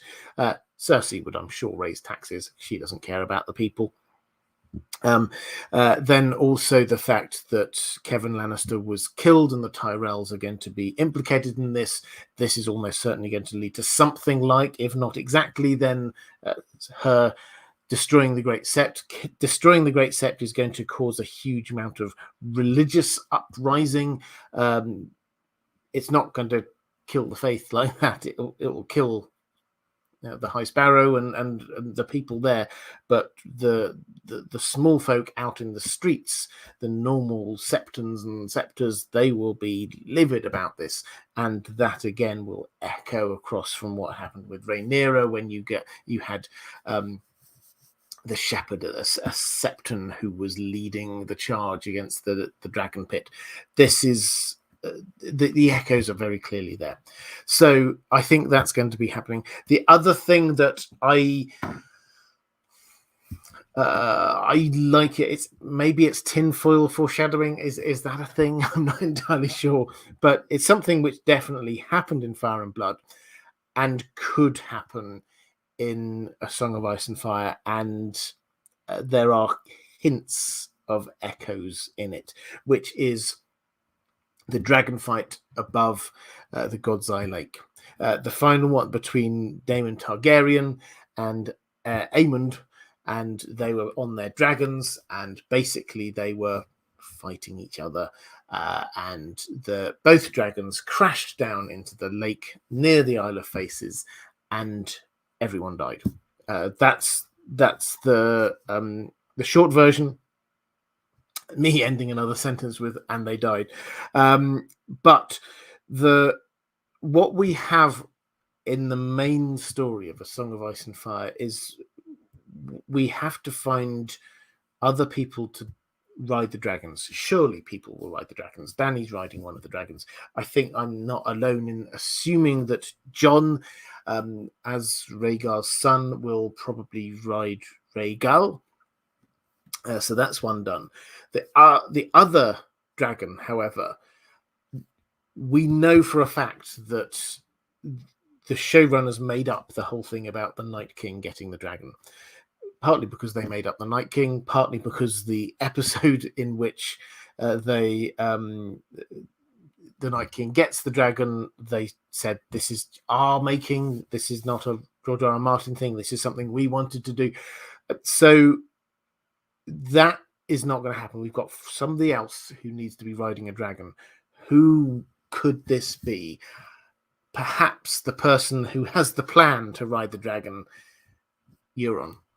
He's a big baddie. He's not like the Night King, but imagine Euron with a dragon.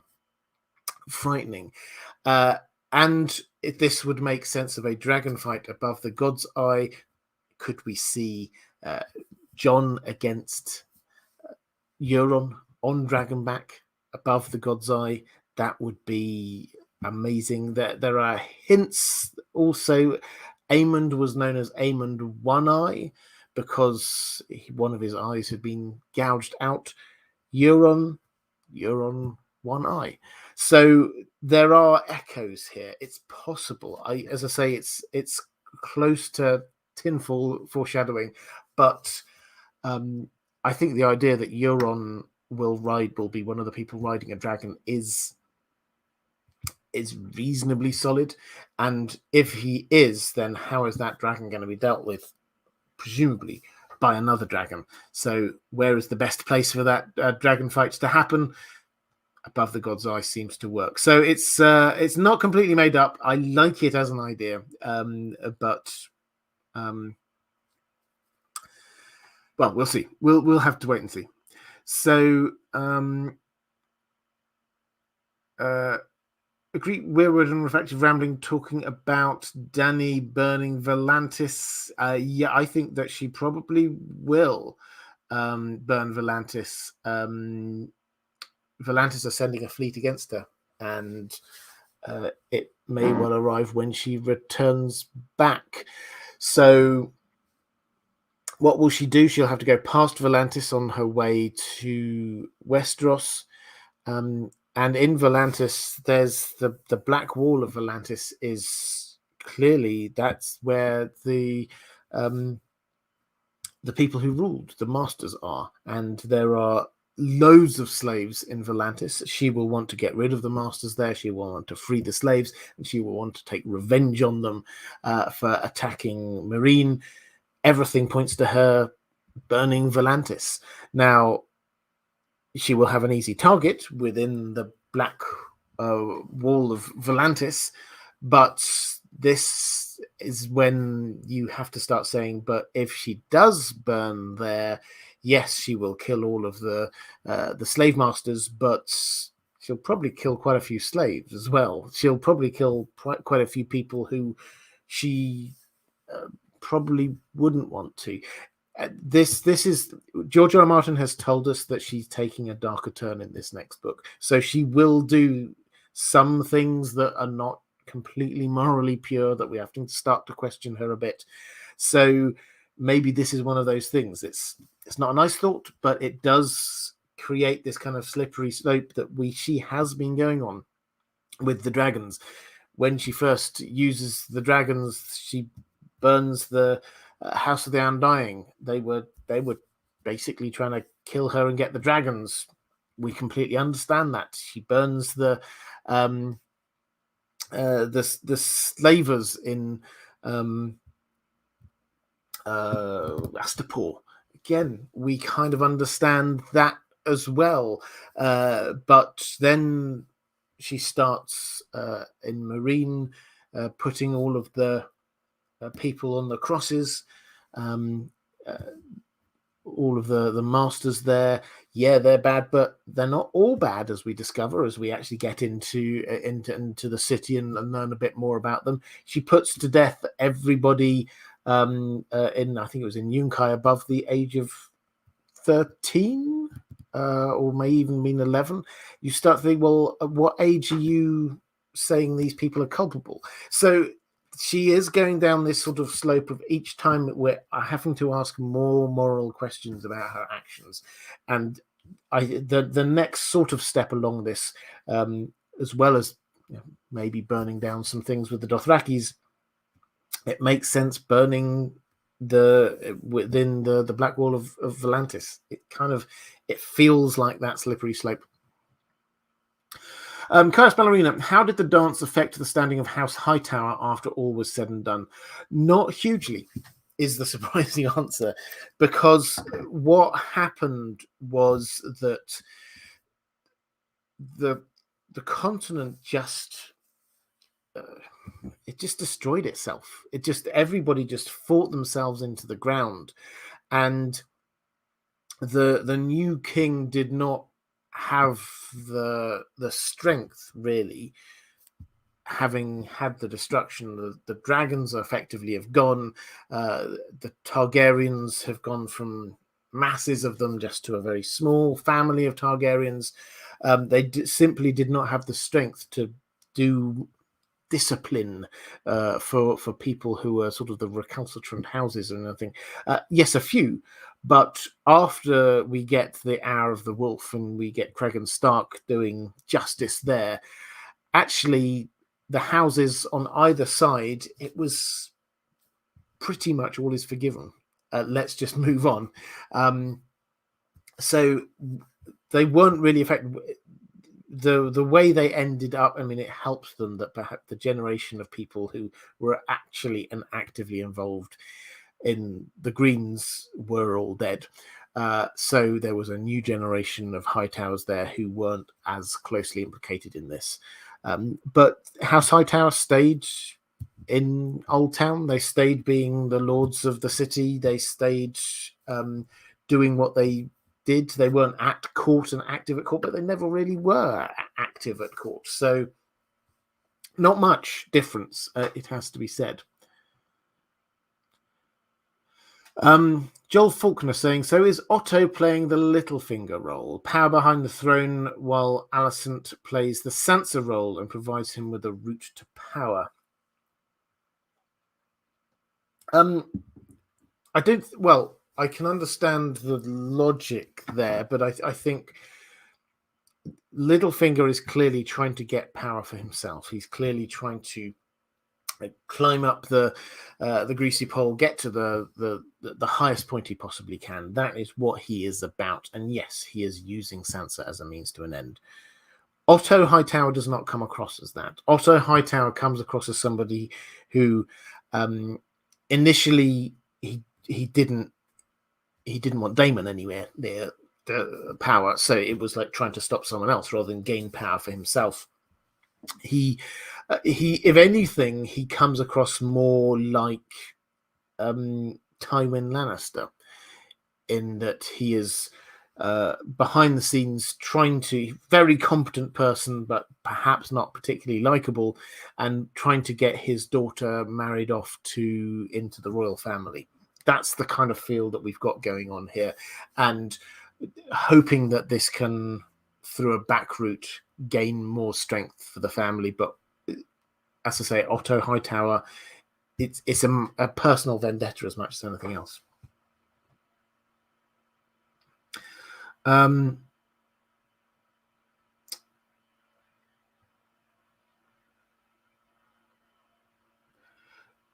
Question from Chaos Ballerina. People with dragons still lived at the end of the dance. How did House Targaryen forget basically everything about raising dragons? Well, good question. So we had 5 living dragons at the end of the dance. 4 of them basically had gone feral. There might only have been 3. Cannibal may well already have been dead by that point. There was 1 dragon and dragon rider, which was the dragon mourning. Now, Fire and Blood ends with this being actually quite optimistic from the Targaryen perspective.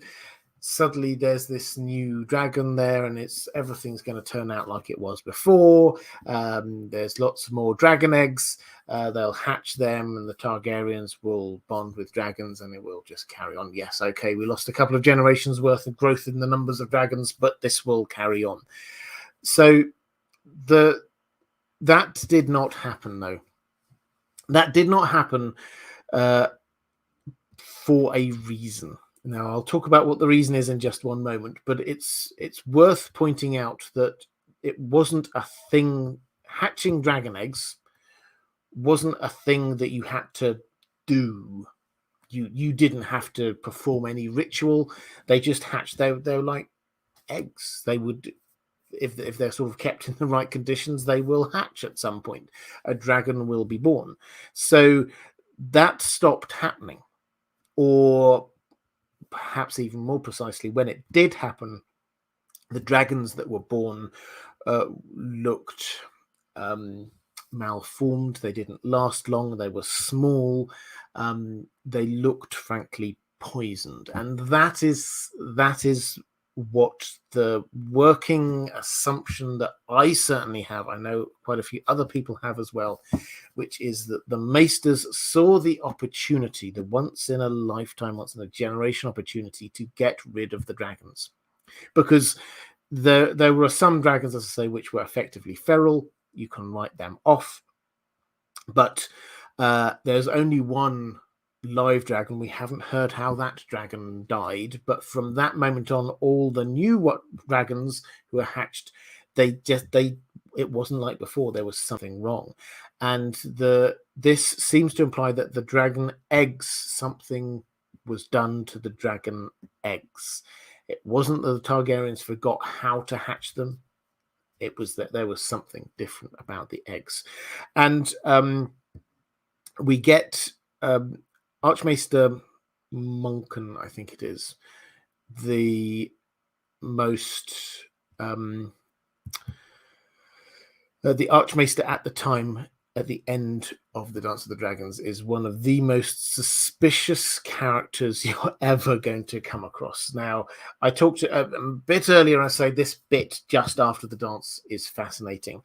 He basically has, for a period of time, we're not told exactly how long it was, but it was at least 6 months, if not a year, he had absolute dictatorial control over the Seven Kingdoms, him personally. Let me explain why. When we had the new king, Aegon III, who came, he was still a child. So they set up regents. 7 regents were set in place. These were the people who ruled in his stead. 7 regents. One of these was Monken. Of the other 6, they started dying over the course of just 2 or 3 years, one after another after another. They replaced some. They brought in 3 new ones. They died again and again. So one of them resigned. Somebody else had to go off. And eventually this number dwindled down and down and down to just this one regent. The penultimate one got implicated in a plot and had to be taken down to the Black Cells. On the word of Archmaester Monken. Monken himself was then the sole regent. He is the only person there ruling instead of the king. Added to which, he already had a job title, which was Hand of the King. So he was king and Hand of the King. And at that time, there was no small council. So the only person in charge of everything to do with the kingdom, in terms of the laws, in terms of the money, in terms of the communications, because the Maesters are in charge of communications, in terms of what the lords across the land were being told about anything, in charge of absolutely everything, was this one Archmaester. What happened in that time? Fire and Blood just says he won't talk about it. And when they just moved on. And it's so suspicious. He says it's just a thing. He talks about other things, but he won't talk about what happened in that. He did something. He definitely did something. And that was at the same time when the dragon egg stopped working. It's too much of a coincidence for me. It's a little bit of a conspiracy theory, but that seems to be what happened. So in answering your question, how did House Targaryen forget basically everything about raising dragons? It wasn't that. It was the Maesters doing it. Megan Forrest, picking up question from Carl Costner. Thank you. I love it when people do this, Megan. Thank you. Picking up questions for others in the chat. I can always see the highlighted questions. I the chat moves through very quickly. I quite often miss other ones. But this is a question saying, what do you think the high tower is supposed to do? Why was it built so tall? Just prestige? It was a number of reasons.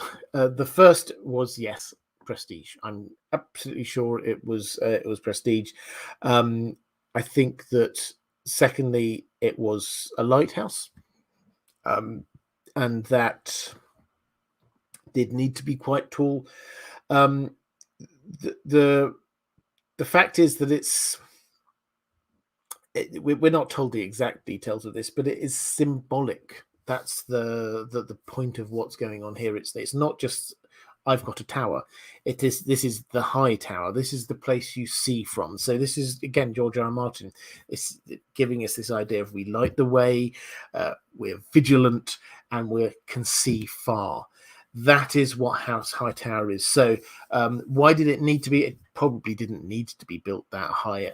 The rumours that you can see the wall from it physically, I suspect no, because the wall is hundreds and hundreds of miles away. But you might be able to, from this being so far up and above the rest of the world, it is a literal an ivory tower. That's where they've gone. And so George R. R. Martin is showing us figuratively as well as in bricks and mortar, effectively, how House Hightower is about. Why did it have to be so tall? Well, George R. R. Martin is also very clear, is that in fantasy series, you just make things bigger and more impressive than they would be in our normal boring world.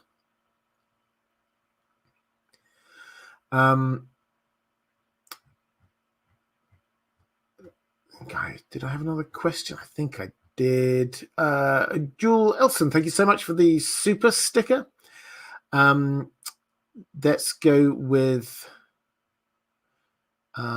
Cast Ballerina. Was Alicent known as a magic user? No. I mean, I'm sure she'll be accused of it, but no. That wasn't. There are many magic users around, but she wasn't one of the ones that was bandied around as being a magic user.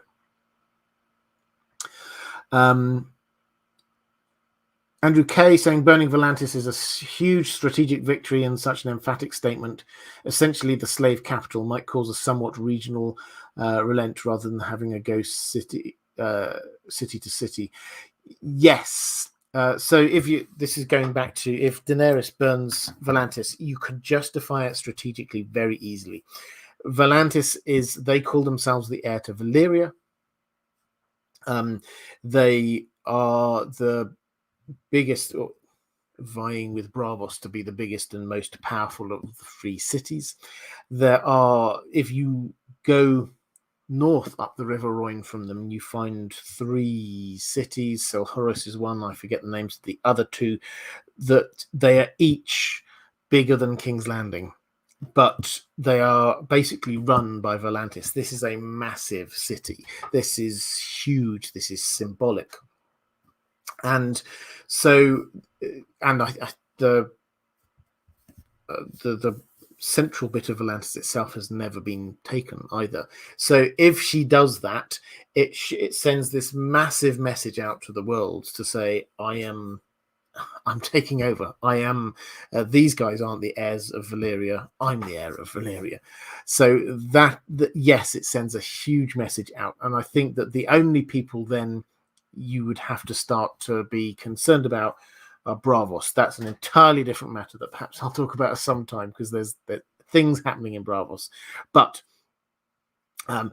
this would be a huge statement of intent from her if she does that. Sasa K saying, hey everyone, sorry I wasn't here until now. Well, welcome. Good to see you.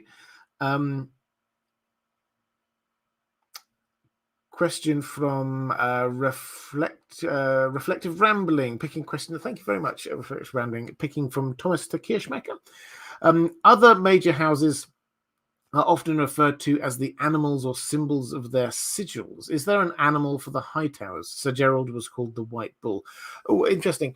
So the white is from being a white cloak. he was captain of or commander of the Kingsguard, so that's where that came from. We're not told that the bull is particularly associated with the Hightowers, but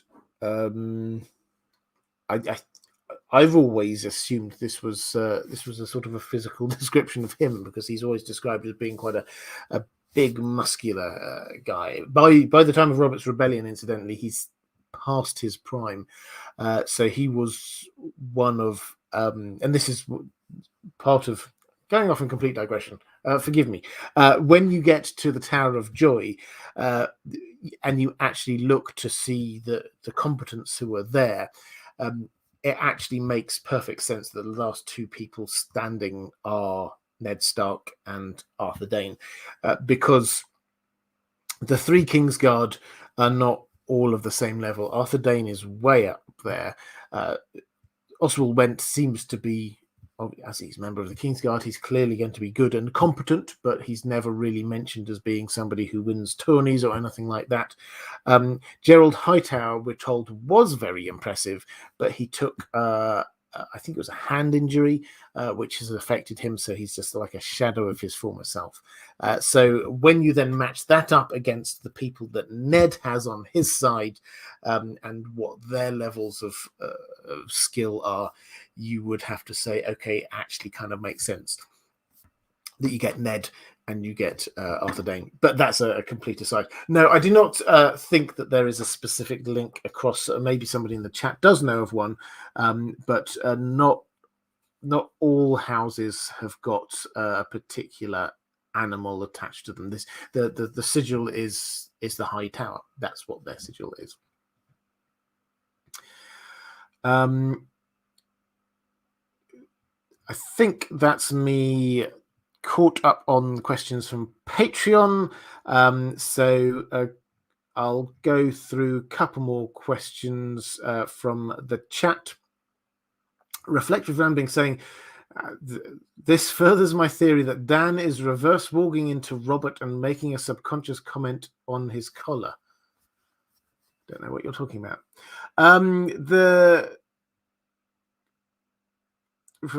Also Reflective Rambling saying, I love the fact that Silverwing was like, I'm done with all this, all you insane, I'm not getting taken down, peace out. Yeah, Silverwing just goes off at the end of all of this. Carl Karsnark saying one of the dragons will surely land or perch on the Hightower at some point too. The visual is just too epic to pass up. Yet that we did get a in Fire and Blood, we do get that happening, and it would certainly work if anyone does it. Again, this is going down this theory that Euron's going to get a dragon, then maybe he is. Maybe that's what's going to happen. Maybe we're going to get, while his ships are attacking, maybe he's going to be on a dragon and land on the Hightower.